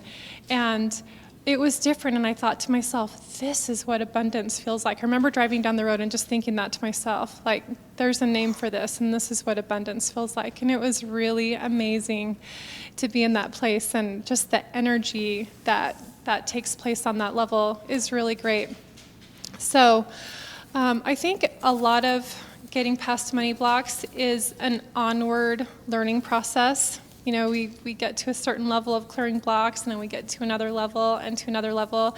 And I really love the doTERRA Pro Success Binders Pyramid of Belief. Have you all seen that right in the beginning section? I think that's so powerful, because it's absolutely true. You look at it, and wherever you get stuck in your belief, that's where your rank gets stuck too, until you can overcome and get to the next level. So there have been a few things that have helped me along my way. One belief that I've seen is pretty prevalent in doTERRA, because we have a lot of independent, strong individuals who are attracted to these oils, is that a lot of us have the belief that we have to do it on our own.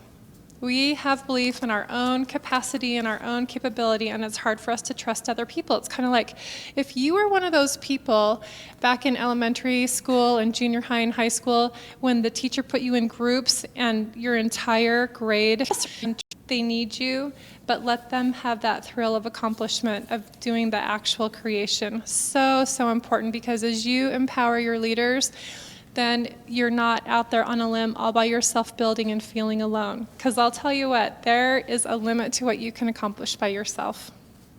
You have got to engage other people to be there with you.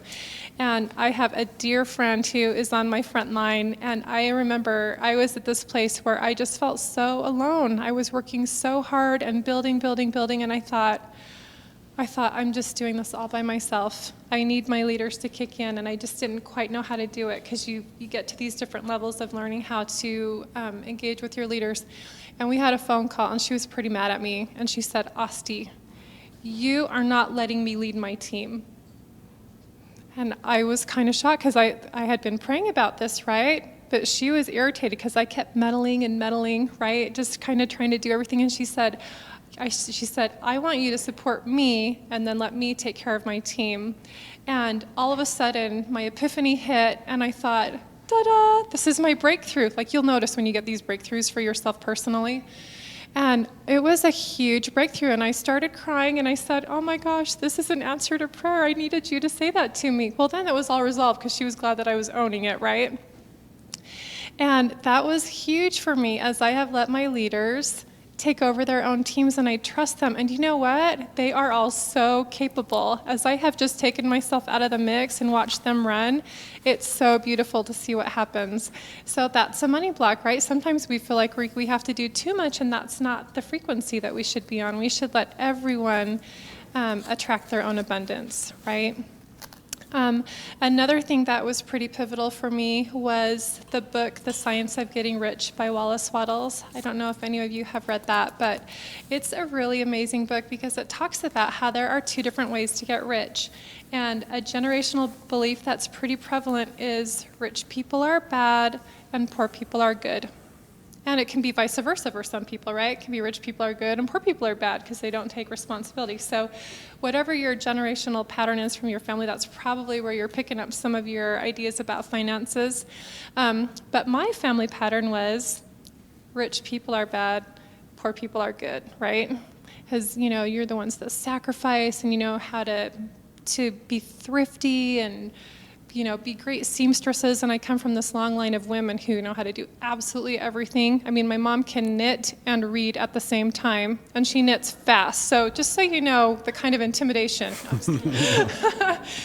But so my mom had read this book, and she had shared some of the principles with me. And one of the biggest principles that I thought was so powerful is that we can either create on the competitive plane, which is where you step on other people's toes and you squash people and you lie a little and you cheat a little and you do whatever you need to get ahead and you don't care who you sacrifice in the interim. Or you can create as you empower people and you bring people up with you. And so there's a lot of power in thinking about other people first. So, for example, if you want to go diamond, it's actually going to be a more powerful creation for you if you picture your 4 silvers and how you're going to change their lives when they go silver. I love when a silver breaks on my team because they are so grateful. And we get them on a team phone call and have them share what they've learned. And people are in tears usually by what they've learned. It's a huge financial breakthrough to hit silver.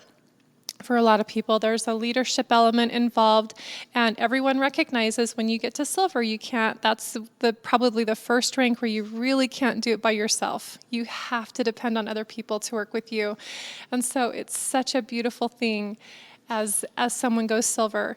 And so if you think about the other people on your team and how you're going to help them and how you're going to support them, and it kind of goes both ways. It was kind of funny because I was talking to 2 of the leaders on my team last weekend, and they were both talking about the money blocks that they had, because I was saying, and we can do this, and if we do these things, then you can hit this rank, and if we do this, and we're doing the strategy, and they're both looking at me like, is this really possible for me? Like me, and then they said, well, what's the next rank that you want to hit? So I told them the next rank I wanted to hit, and they said, so what does that mean for us? And I said, well, that would mean that you need to be this. And they were like, well, that's easier for me to think of if I just want to hit that rank to help you. So it goes both ways, right? Sometimes it's kind of cool to have a challenge or something really close in front of you that you can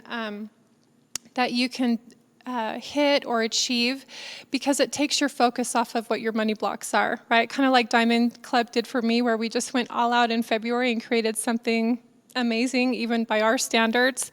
And look how far ahead it boosted our team and our team that watched that happen. It was a pretty powerful creation event and activity that took place that month. And so it just serves to bring everyone's belief levels higher and helps everyone to just see how you can build together as a team. I think that's probably one of the most powerful things that we have with doTERRA.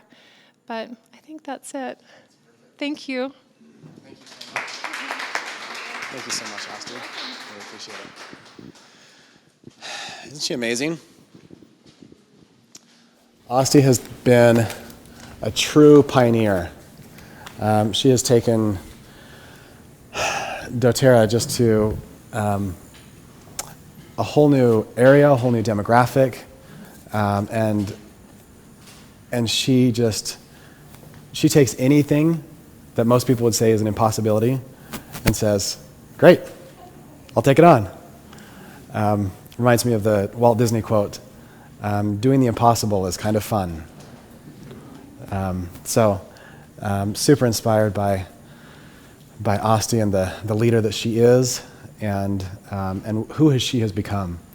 I have seen her evolve and grow into just this amazing, dynamic presenter and leader.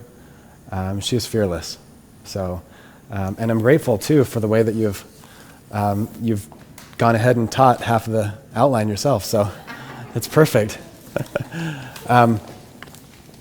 So, the law of the thermostat.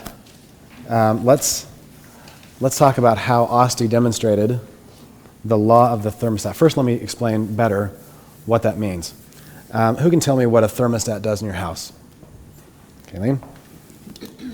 It tells you how hot or how cold the house is, and you can change it. Yep. So when the thermostat's working, what does it do? It's sorry about that. We should ask Asti, do you want to see if there's a do you want to see if you can change the thermostat there? That's perfect. Perfect little object lesson there.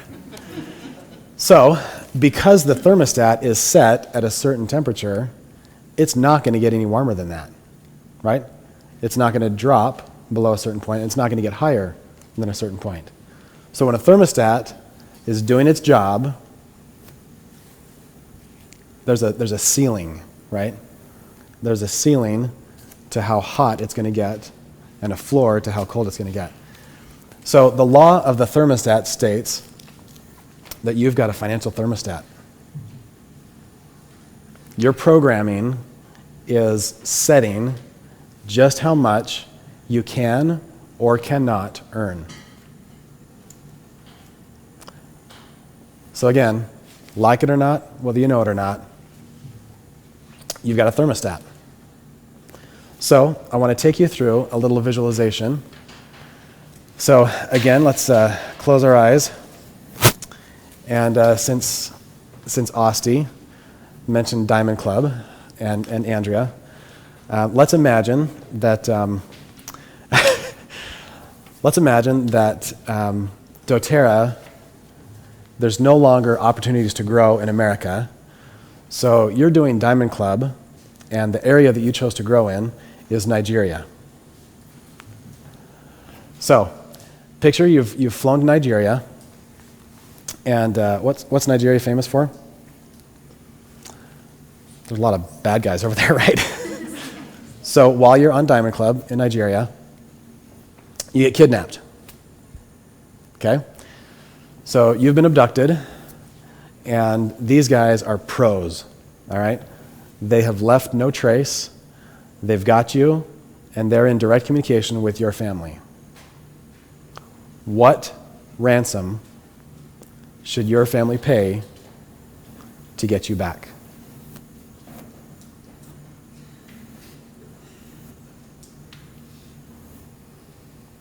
I want you to put a dollar price tag on your life.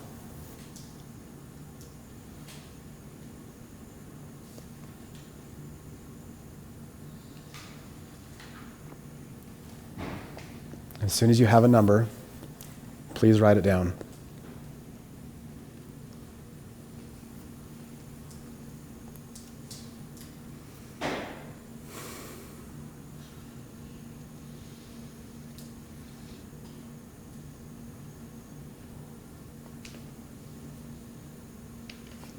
If you don't have an exact number, write down a range. So, go ahead and write something down. You're going to put some oregano in their eyes. Nice. Yeah, sign them up. Say, I can tell that you have some financial needs. I can help. Perfect. Okay, raise your hand if you don't have a number written down. Okay, write a number down. Then write that down. Put. This is you and your life. And we're not going forward until there's a number on the paper.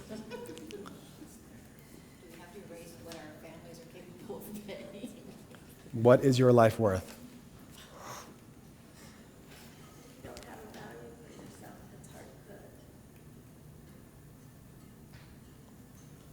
So I invite you to put a number. Again, this is for you. I'm not here for me. Okay? I'm here for you.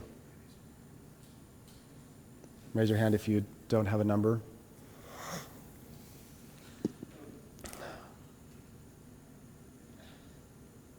We can wait. Mm-hmm.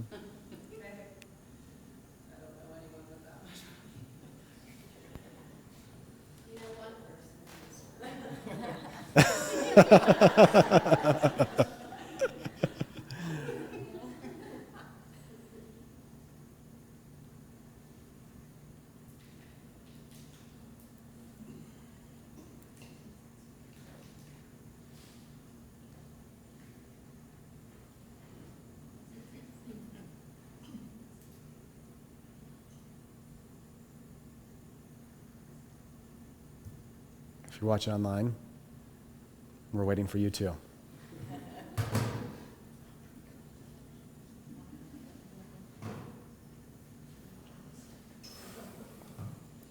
Okay, anybody not have a number written down?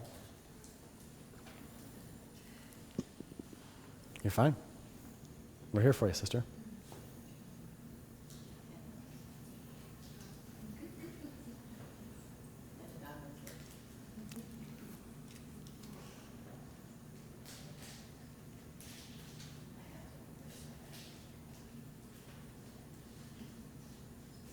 For some of you, this may take a new level of courage.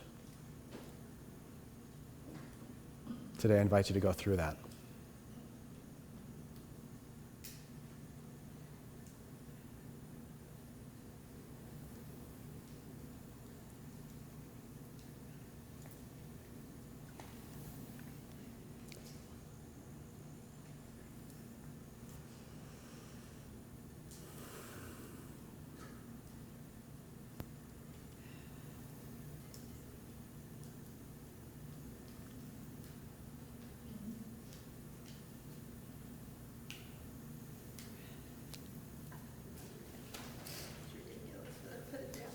Thank you, sister. Who'd be willing to share what the number is?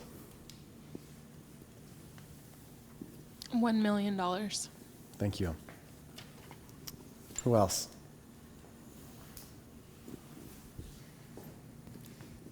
I'm going to be a little facetious there. I first said a diamond kit because I'm a diamond in the rough and I'm worth diamonds. But I put 10 million. Fantastic. Thank you. Who else would like to share? And nobody's required to. Kelly? I guess it's too low, but I put 500,000. 500. Thank you. Anybody else want to share?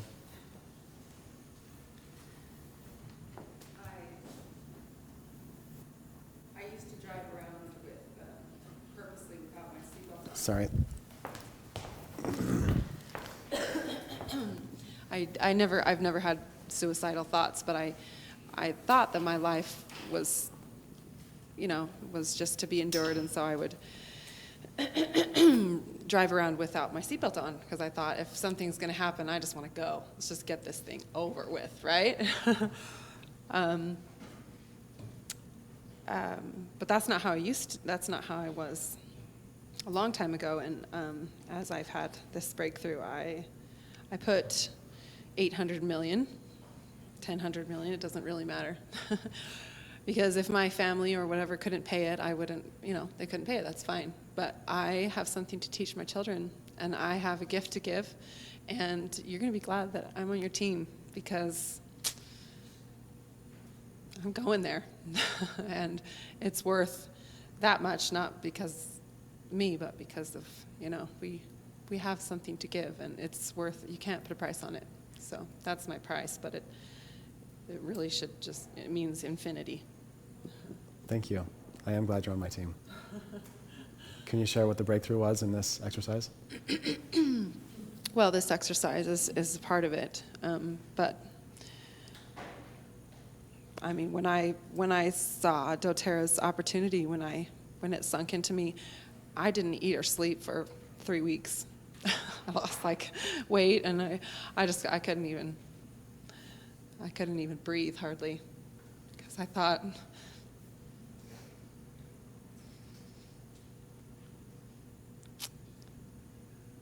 we have so much to give, and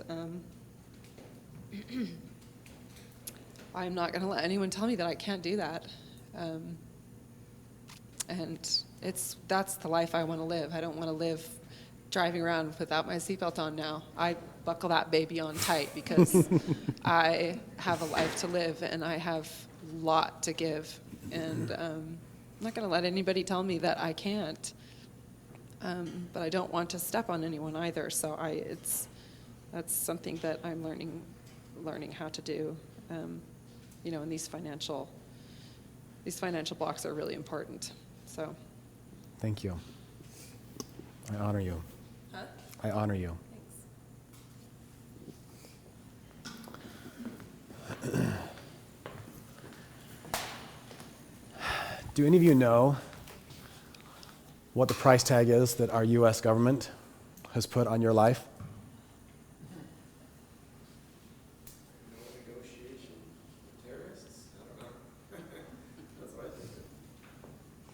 There's $1. 50.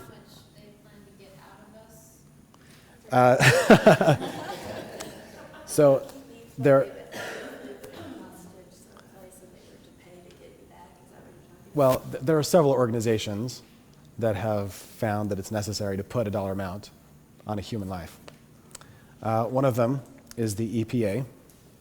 Another is the FDA. As you can imagine, when there are lawsuits and someone's life is lost, they try to assign a dollar value. So I'm curious to know what you think our U.S. government values your life at. 10,000, 25,000? The EPA values your life at 6.9 million. The FDA values your life at 7.9 million. So how interesting that most of you value your life less than our government values your life. What's the lesson in that? You are worth more than you think.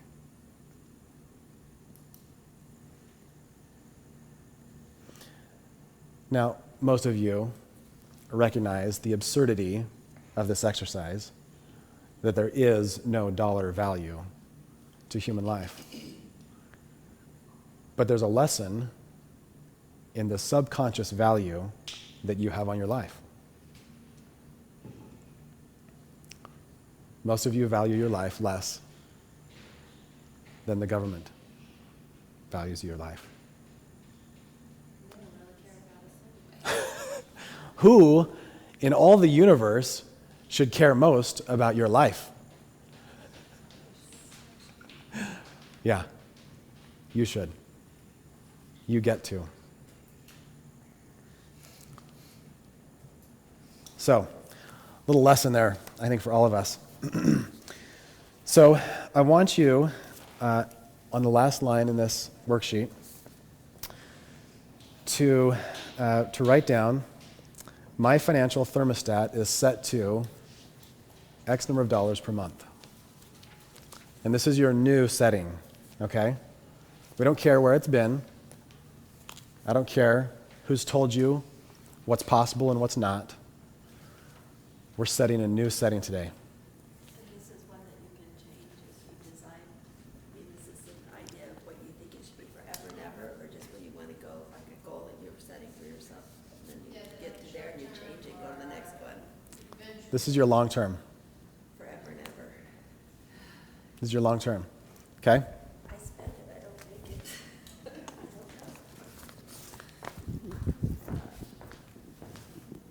So when we were doing that last exercise, I was really thinking, if the role was reversed and it was my wife that was kidnapped, right? I would literally pay anything. I would do anything to save her, right? She's worth that. And I'm sure that she thinks the same, you know? And I think that we think the same thing about all of our loved ones. So if our loved ones think we're worth that much, when we don't think we're worth that, we're in fact, I think, hurting them and ourselves. Yeah. And thank you so much, Chad, for sharing that. And how many ways do these beliefs show up in our lives? Not wearing our seatbelt, right? How simple is that? But how profound is the impact? It's life or death. In most accidents, it's life or death.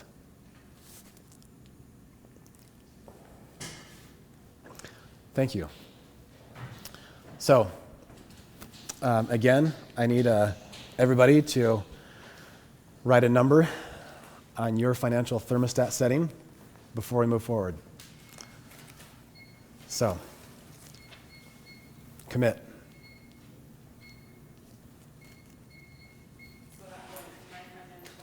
Thermostat. For those of you online, this is law number 2. My financial thermostat is set to X number of dollars per month. Where it's set now or where we want it to be set? This is the new setting. This is where you want to be.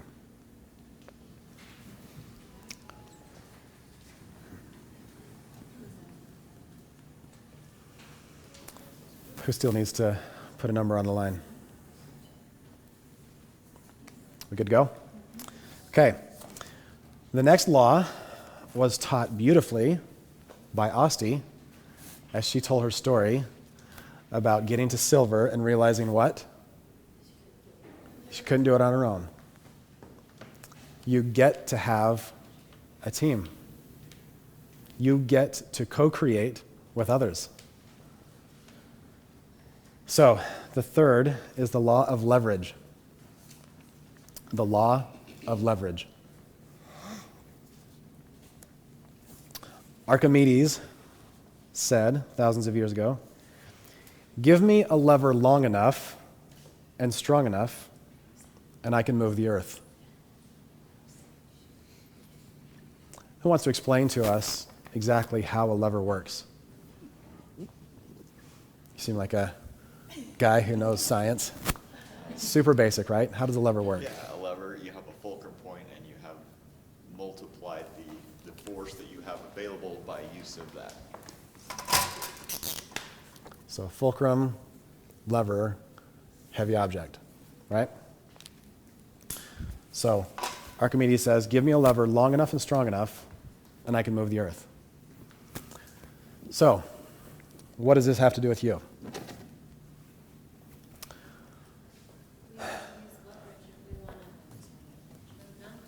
If we want to move a mountain, we get to use leverage.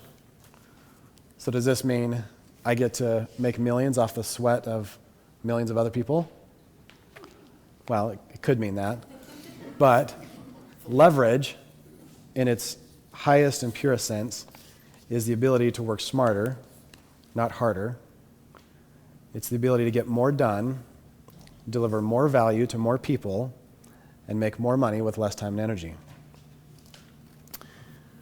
It's the ability to replace yourself as much as possible. Let me read that again. It's the ability to work smarter, not harder, the ability to get more done, deliver more value to more people, make more money with less time and energy. So, when you sign up in doTERRA, are you committing to provide and grow every essential oil that anybody needs for you? No. Thank heavens. Are you committing to go to the bottle factory and bottle those oils for those people when they sign up? No. Are you committing to take their order every month and deliver it to the powers that be and then deliver the bottled product to them? No, I hope not. I know some people who are picking up LRPs for tons of their team and mailing them to save because they think $10 is too much to pay for shipping. So they're picking up hundreds of dollars of orders. I hope that's not you. Okay, I want to teach you the principle of leverage. Okay? When your team makes sales, are you responsible for tracking those sales and getting those people compensated the right amount and moving the money from account to account? No. Are you responsible for launching new products every year to serve the needs of your team? No. Are you responsible for designing the packaging and developing the marketing and building the website for your team? No. How cool is that? How awesome is it that you get to be at that critical point where you open up someone's world to a whole new level of possibility? And all you had to do was open your mouth. That's it. That is leverage. When you use a computer to send an email to somebody, to follow up, to share, did you have to build a computer? Did you have to deliver that message through the air to them? No, you're using leverage every time you pull that cell phone out of your pocket and make a call. You're using leverage when you open up Modern Essentials. You didn't have to write that book. You didn't have to deliver it. You're using leverage every minute of every day, hopefully, to grow your business. So the law of leverage states that the sooner you're able to replace yourself, the faster your income grows. Asti, hang on. I was just going to add to that I read a leadership book that talked about if you are really ready to be a leader, you're completely willing to let anyone who might be on your team to surpass you and totally support them 150%. And as I thought about, that was the one thing that really stood out to me in that leadership book, was that if you really could make all of your leaders on your front line more powerful leaders than you have completely removed yourself from all of the being in the trenches. I mean, really, you then become the wind beneath the wings, and how beautiful is that to just be able to soar? Yeah, absolutely. I thank you so much, Asti. That is truth right there. So, the good news is you don't have to know everything. You don't have to do everything. You don't have to have all the strengths to get it all done. That's the law of leverage. So let's use everything we've been given and just accelerate. Move faster. Move further with everything we've been given. I had a coaching session. Well, it was actually more of a complaining session. I taught in Arkansas, and a gentleman stopped me afterwards and said, this is a bunch of garbage. This is junk. I don't believe in any of this. I said, great. Thanks for the feedback. He said, I think your comp plan is garbage. He says, I've coached small businesses for 30 years now, and this compensation plan is horrible. He says, the most you're going to make on a sale is 20%. There's at least 50% to go around, and you're going to be happy with 20%. The fact is, Most of the time it's less than 20%. I mean, fast starts, right? You enroll someone, it's 20%. He says, that's horrible. I would much rather make 50% on every sale that I make. And you know what I said to him? I said, I would much rather make 1% on 100 sales that I had nothing to do with than 100% on the sale that I had everything to do with. Let me say that again. I would much rather make 1% on 100 sales that I had nothing to do with than 100% on one sale that I had everything to do with. Is that making sense? Unilevel. Yeah. And this guy said, you know what? Somebody came and they said, you can make $170,000 a month at this business. You know what? I think that's garbage. He said, how much do you make? I said, well, last month I made $107,000. He said, oh.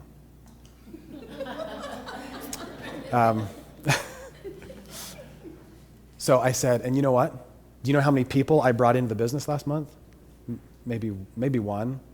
I might have helped with 2 or 3 others. I taught a few classes. That's leverage. That's leverage. So I want you to write on the last line, I use leverage in my doTERRA business by fill in the blank. We've mentioned a dozen or more ways that you use leverage. What is a new way that you've thought of that you can use leverage in your doTERRA business? Asti has talked about empowering leaders. I've talked about using email and technology.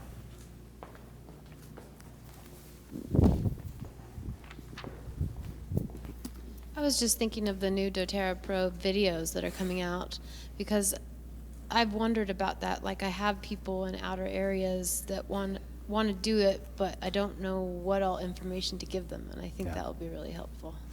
You have no idea how excited I am to have those pro features live and ready to go. It has been years in the making, dozens of people sweating around the clock, and hundreds of thousands of dollars. For what? For leverage.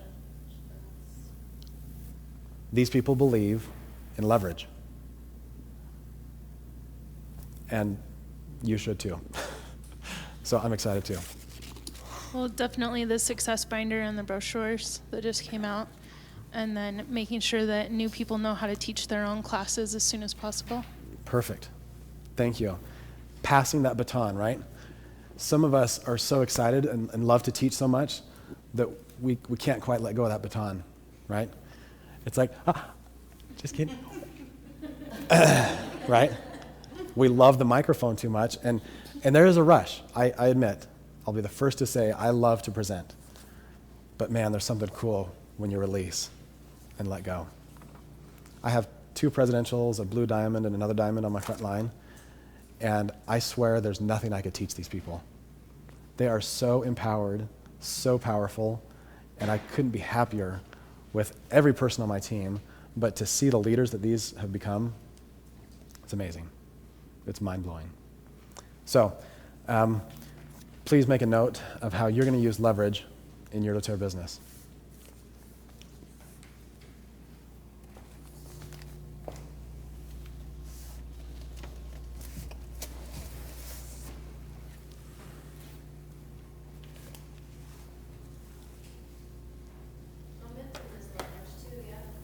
Sure. And just as a side note, when Natalie and I started building doTERRA, when she started, I should say, there was no Modern Essentials book. So when people had questions, what did they do?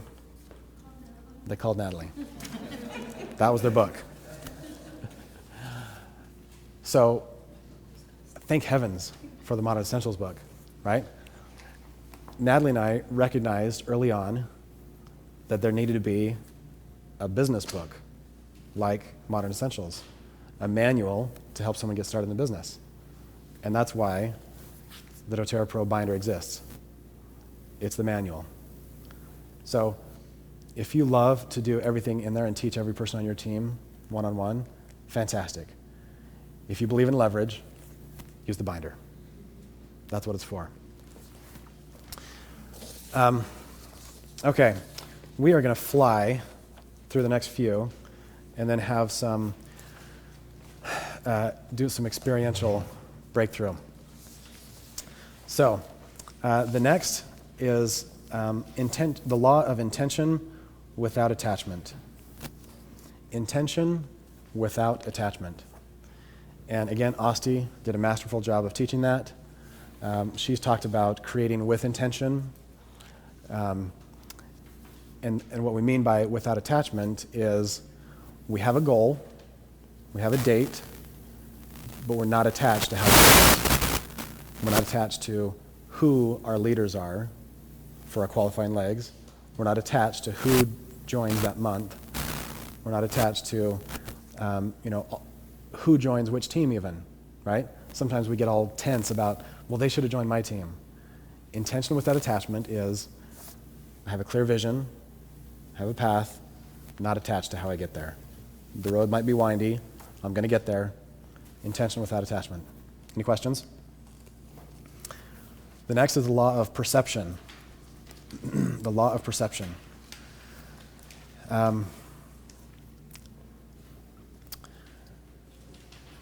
Gosh, we could spend a whole week on this class. Ultimately, you are how you perceive the world. You are how you perceive the world. So the law of perception, in terms of money, states that money is never the solution. Money is only a magnifier. So if you have a huge limiting belief about money and you receive hordes of money, you will do nothing but hemorrhage money because your belief hasn't changed. Money is just a magnifier. So you are how you perceive. The next is the law of the harvest. And Andrea stated this one perfectly when she said, value for value. Money follows value. It's that simple. Many of us have dreams of striking it rich, being the benefactor of some huge inheritance. But what happens to most people who win the lottery? Within a couple years, it's gone. What happened to Warren Buffett, one of the richest men in the world, when he lost everything? He had it back within a couple years. So there's a law of persistence when it comes to the law of the harvest. Value follows value. And yeah, that's all we're going to say there. The law of authenticity is number 7. Be who you are and meet people where they are.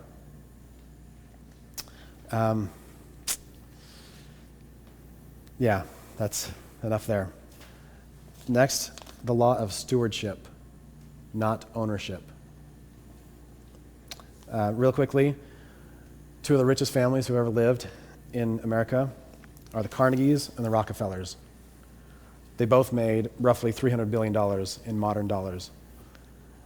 That's a pretty big fortune.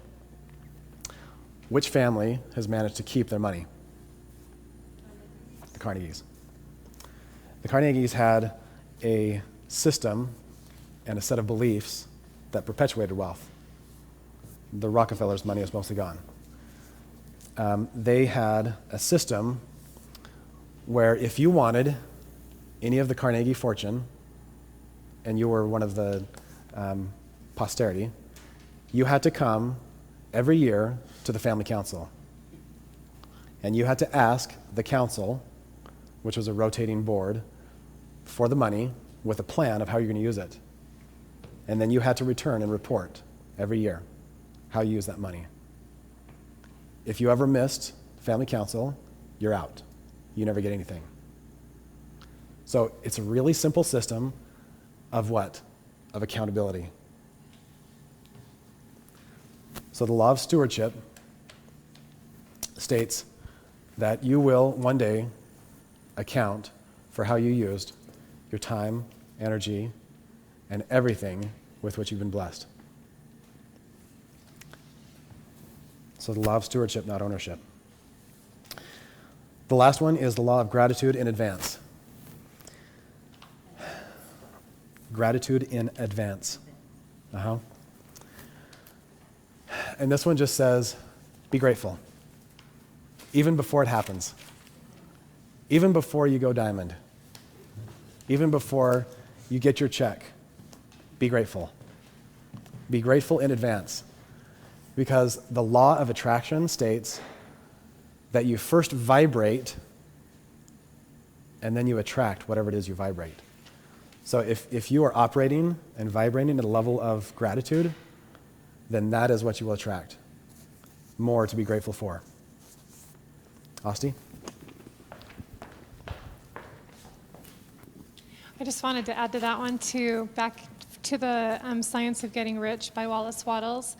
He talks about that principle as well, to be grateful before it happens. And he said that really the impressions that you get in your mind are what the universe is giving to you as your rightful mission to create, or what the universe wants from you to create, because you're going to do something amazing with that. And so he said it takes a true, like a stalwart mind to be able to focus on the reality of what your eyes don't yet see. Because if you can focus on that reality that you know is coming your way, that's your mission or the thing that you have been called upon to create, then that will absolutely become a reality. We just have to discount linear time with that. Mm-hmm. Anyway, I loved that because I thought that, how powerful is that? Absolutely. And I believe that time is an illusion anyways. So be grateful. I love this statement. I'm grateful for all the unseen opportunities, blessings, and miracles, and abundance on their way to me and my family now. Do you have a comment? Just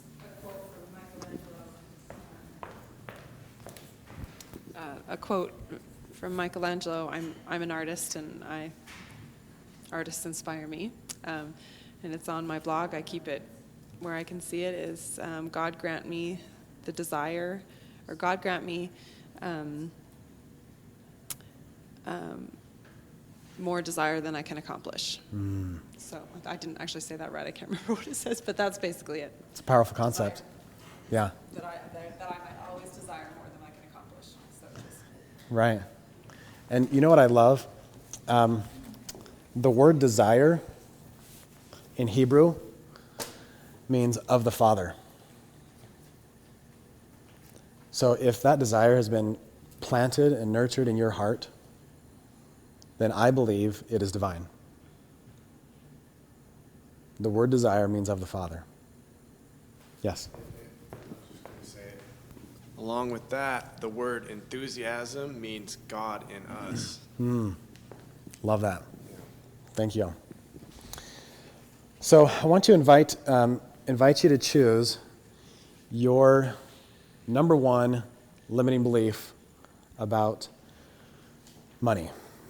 Okay? Go back to our list about things the scripts you've been given, the beliefs you have about money, and pick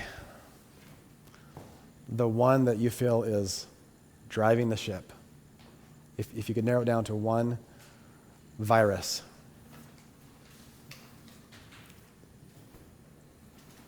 Does that make sense? Hopefully you've kept a list. Read through those and just pick one out that you really want to break through today. You got one? So many to choose from, huh?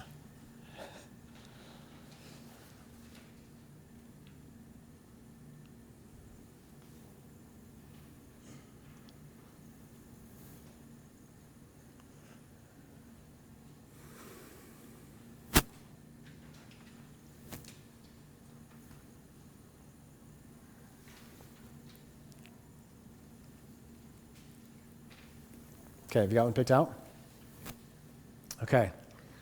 who'd be willing to process this belief with us as a group? Kayleen, come on up. Got it memorized? Yep. You should. It's been running your life. Yep. Okay. Tell us what this limiting belief is. Money represents a person's worth. Okay. So money represents a person's worth. Is it true? No. Okay. When you believe that money represents someone's worth, how do you act? How do you interact with people? So when I'm standing with someone who's very successful and makes a lot of money, I feel really small and shy and hard to be myself. I feel like I have to try to be as good as they are. Okay. So you put them on a pedestal, you put yourself in a pit, you compare, you can't be yourself, you act, you fake. Okay. So who would you be without the belief that money represents someone's worth?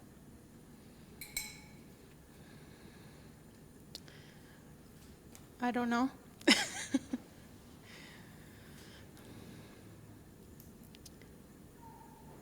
I guess I would be the person that God intended me to be. Tell me about that. Confident.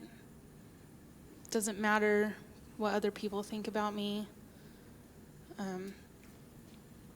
I think that would help me have more compassion and love for other people and ability to serve instead of thinking about myself all the time.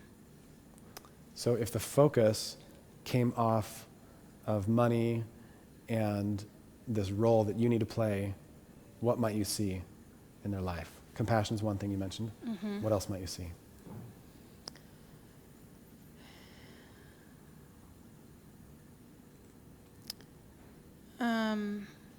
More authenticity, being who I really am. Yeah. Do you think you might see the person? Yep. Or maybe their spirit? Yeah. What might that be like to actually interact with people instead of the story of people? I think that I could have more meaningful relationships,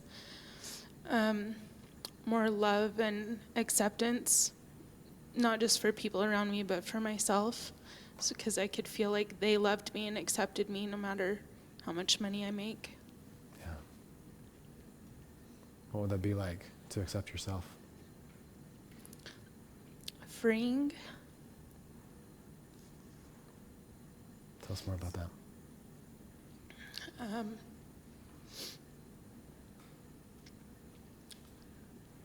Peaceful, more joy, less worry and stress. Sounds pretty good, doesn't it? Yeah. Yeah. I can tell you that there are people waiting for you to connect with them and not their story. And there are people that only you can touch. So, you ready to turn this belief around? Yeah. Okay. So, money represents a person's worth. What is a truer statement? What's a principle-based statement about money and people? Each person is of infinite worth, no matter their financial circumstances. Good. Good. So, my brothers and sisters are of infinite worth. My brothers and sisters are of infinite worth. And I have the gift of seeing that worth. And I have the gift of seeing that worth. And sometimes money represents the value they've created. And sometimes money represents the value they've created. And I honor that. And I honor that. How's that feel? Really good. Good. I see new light in your countenance. Thank you. Thank you. Thank you for going through that. Appreciate that. Thank you. So, did you hear some of the questions that we asked to help go through that? What were some of the questions we asked?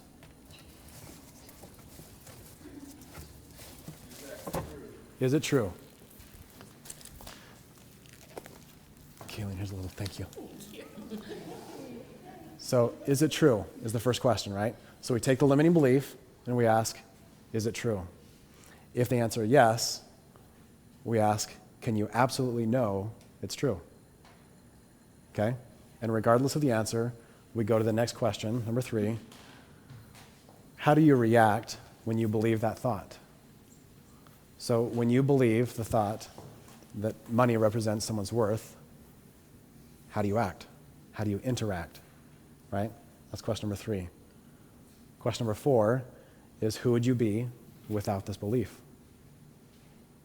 Some of you recognize these questions as being Byron Katie's work. She has another worksheet that's called One Belief at a Time. And let me just keep one of those. Thank you. Okay, thanks.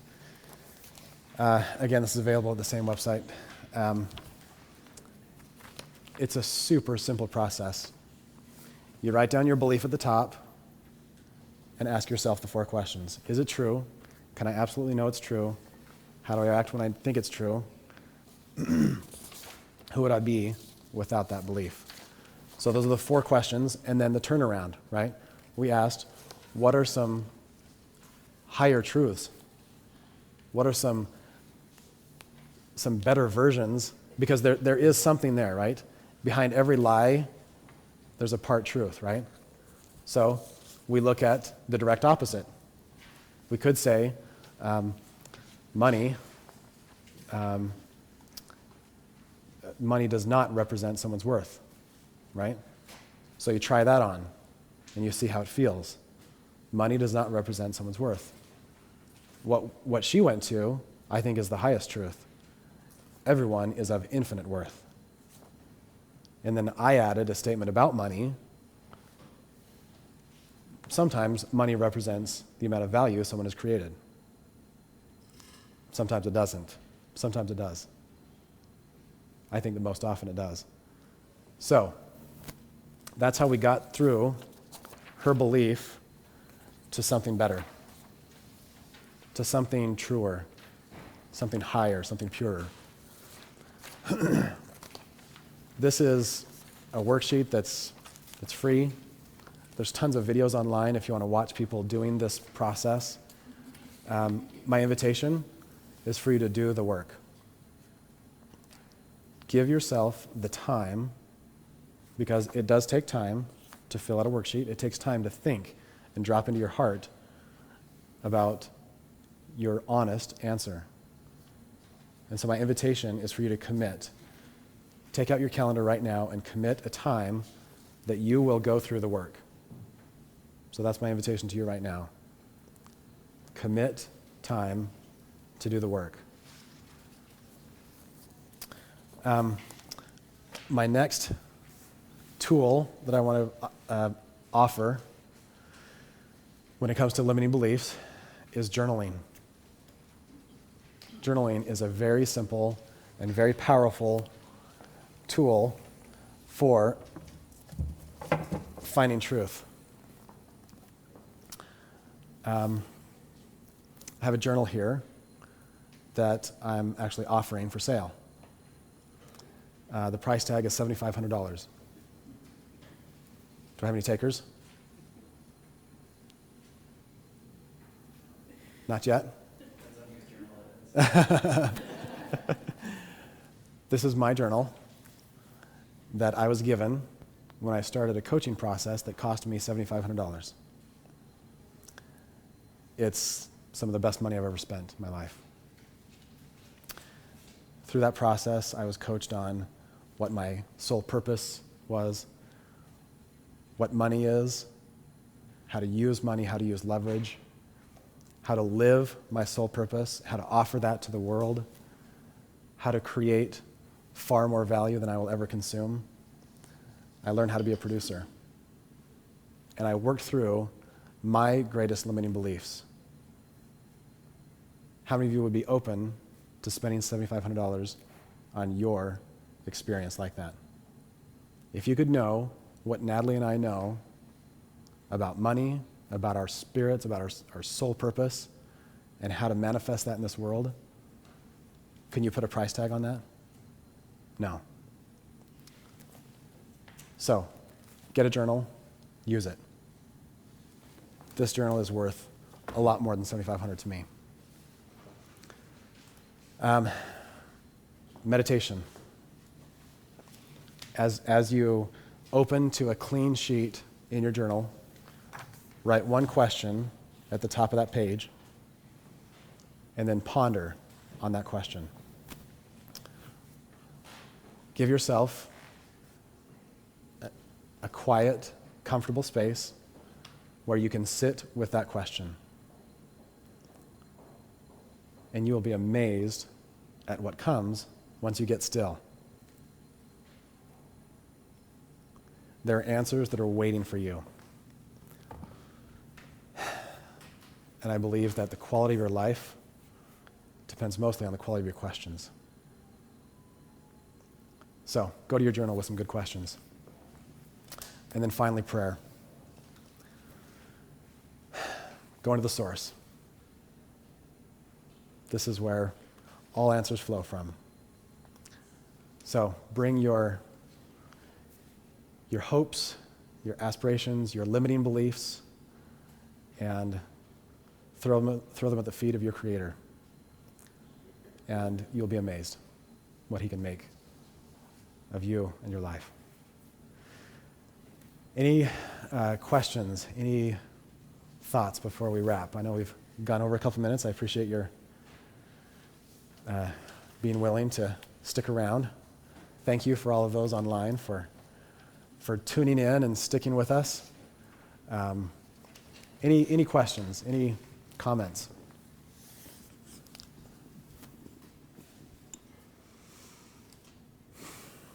Another tool is hiring a coach.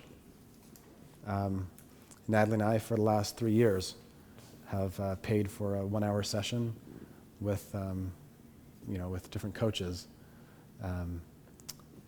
because we still have blocks, we still have garbage that we're working through. Sometimes a coach, just the simple financial transaction of saying, I'm going to pay you to call me once a week and hold my feet to the fire. Sometimes it's that simple. Can it be created other ways? Maybe. Will you take it as seriously? Probably not. So, working with a coach doesn't have to be $7,500 either. Kelly? I was just wondering if you can share like your daily regimen about how you do this in your life daily. Sure. Nat, welcome. Do you want to come up? This is my lovely wife, Natalie. Yay! Do you want to share your daily regimen for breakthroughs? Oh, wow. We've talked about journaling. We've talked about working with a coach. We've talked about meditation. The way Natalie first got inspiration was doing yoga. She had just gotten her oils, and she was doing shavasana at the end of yoga. And you're supposed to steal your mind. And during that time, it came to her very clearly who she should share with next. And so she got her daily download once she stilled her mind in the morning. And that only happens that one time in a day, right? So you got to take With advantage 6 of kids. that moment. But the other pieces of my daily regimen that have made a big difference have just been, I love Tiffany Peterson's mirror exercise, or just that gratitude at the end of the day. Andrea talked about gratitude and the power of that. I didn't realize how much in my life before I was focusing on what wasn't working, and I kept getting more of that, right? So just trying to see the things that were working, and then even talking about, this was great. What a blessing, you know? What a success, you know? And celebrating those successes together has been just this climbing mountain of celebrating more successes or experiencing more successes and breakthrough, and claiming the time to do that. Sometimes, you know, I have thoughts going through my mind that say, you don't have time to study this, or take time out, or, you know, just that crazy thought. And I'm like, no, that's not true. I do, and I can choose that. And I can show up all the way and create a space where I can make this breakthrough, because it happens day just day by day. I think that's the one other thing that has been really great is just getting a statement of what I stand for and what I believe. And, you know, Ann Webb does the life vision statements, and she was at, you know, our pre-convention day, and that was super useful. And I've done something like that puts together what I stand for with some music in the background, and I can listen to it. And I noticed that within a couple days of listening to that, I just started having massive breakthrough, because I was focusing in on what I wanted and putting energy towards that and remembering and affirming that, and it shifted a lot.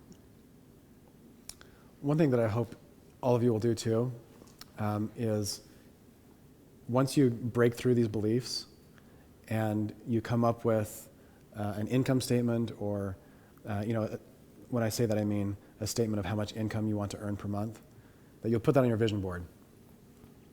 Our vision board has changed over time, but it is a crucial piece to have a picture of what success looks like to you, to have a visual.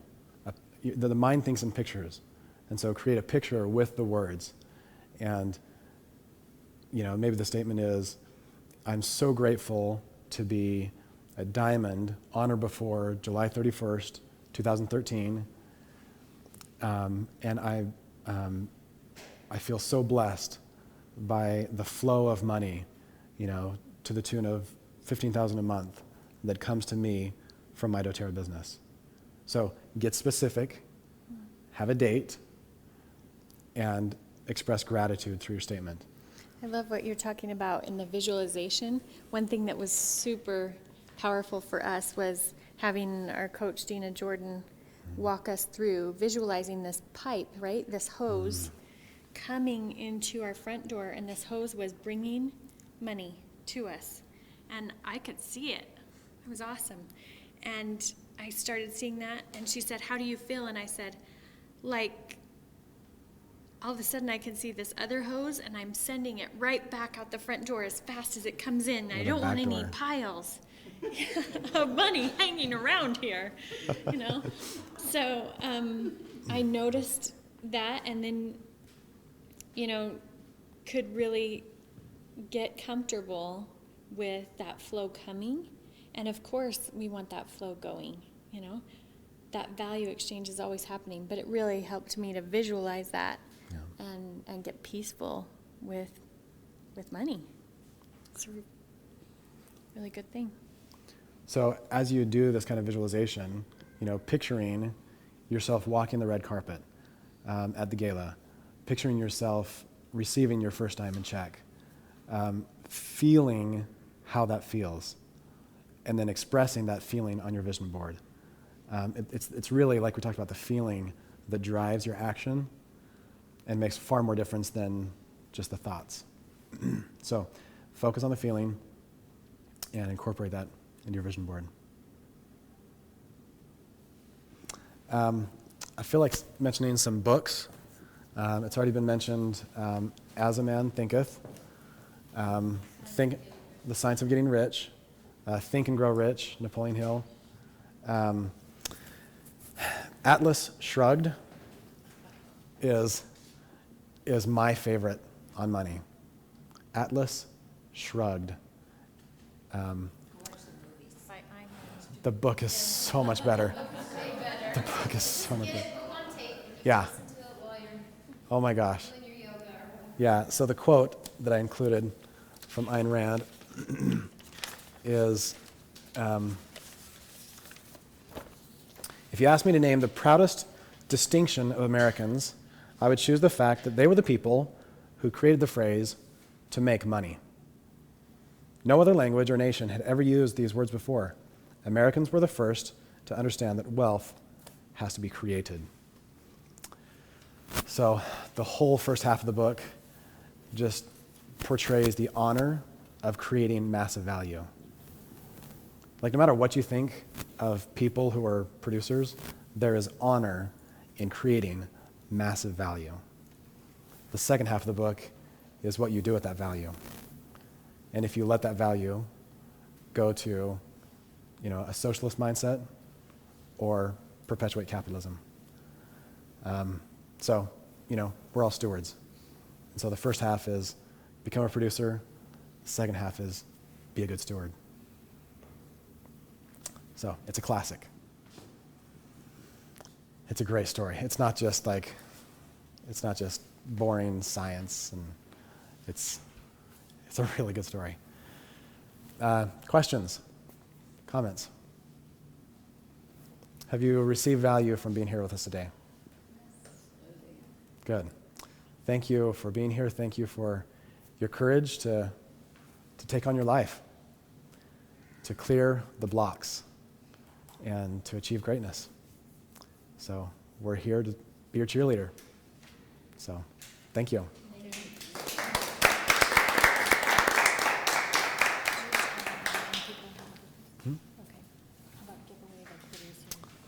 Oh, yeah.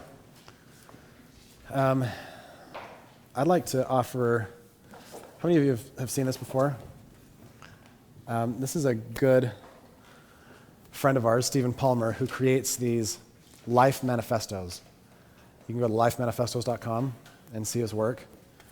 But this one is based on the concepts in Atlas Shrugged. It says, I produce more value than I consume. I reject complacency, mediocrity, conformity, and dependency. I am a producer. I'm not held captive by fear. I'm fueled by vision and passion, governed by principles, guided by ideals. I do not succeed through luck, but through conscious effort. I'm not entitled to the fruits of another man's labor. My results are my responsibility. I'm not a victim of circumstance. I am a victor by choice. I live by design, not by default. I seek not the stale comfort of a safe harbor, but the thrill of the open sea. While others complain about problems, I create solutions and opportunities. I see abundance where others see scarcity. I am relentlessly innovative. I do not wait for someday happiness. I choose happiness now. I am not afraid to act and fail. Failing is simply accelerated learning.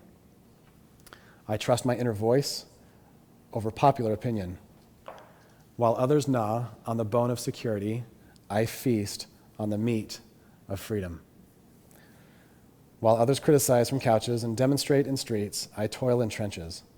While others are blaming, I'm busy building. I am a producer. I get chills when I read these. Stephen Palmer is just a master with words. So I invite you to go to Life Manifestos and pick out some that speak to you. But I'd like to offer this to our friend for her courage in facing your blocks. I could tell that we had breakthrough today, so I honor you for your courage. What's that? So we have next Thursday, a week from Thursday, it got moved. A week from Thursday, we have Rachel Jones here doing the Roma Touch, right? Is she training on Roma Touch?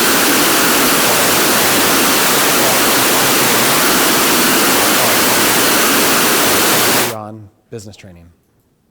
So I would love to have you there for that. Let's see. This training will be on how to use the aroma touch in sharing and finding, and 30 days to build. Awesome. I'll bet there's some people online who couldn't hear you. Yeah, what'd you say, 30 days what? 30 days to builder. So,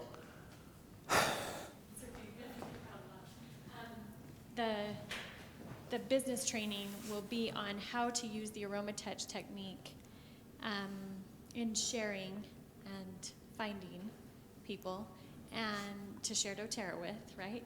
And then 30 days to builder, that process, that follow-up process, and how it can be done and mastered. And then we also have next month's Breakthrough to Brilliance, and that'll be the first Saturday of May. We'll have myself and Heather Matter will be doing belief breakthrough. So today we focused on money. Heather and I will be talking about breaking through any belief in general. And we'll be doing a lot of experiential learning, a lot more, taking your beliefs and breaking through them. First Saturday in May, here at 9 from 9 to 12. So, excited. Lots of good stuff to come.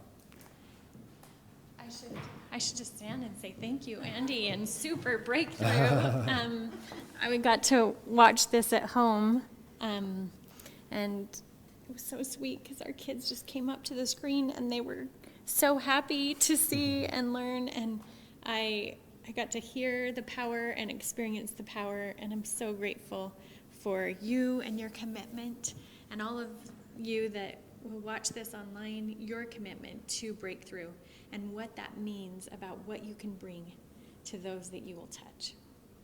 It's a great big world. I got to go to Hong Kong last week and meet people that I thought I didn't even connect with Chinese people, and here I was getting to connect and share deeply with them and share things that will be meaningful to them and their families for generations. So that's what you're about. This breakthrough is worth it, and you'll get there. So thank you for sponsoring this and being here today. It's an honor. Thank you very much. Woohoo!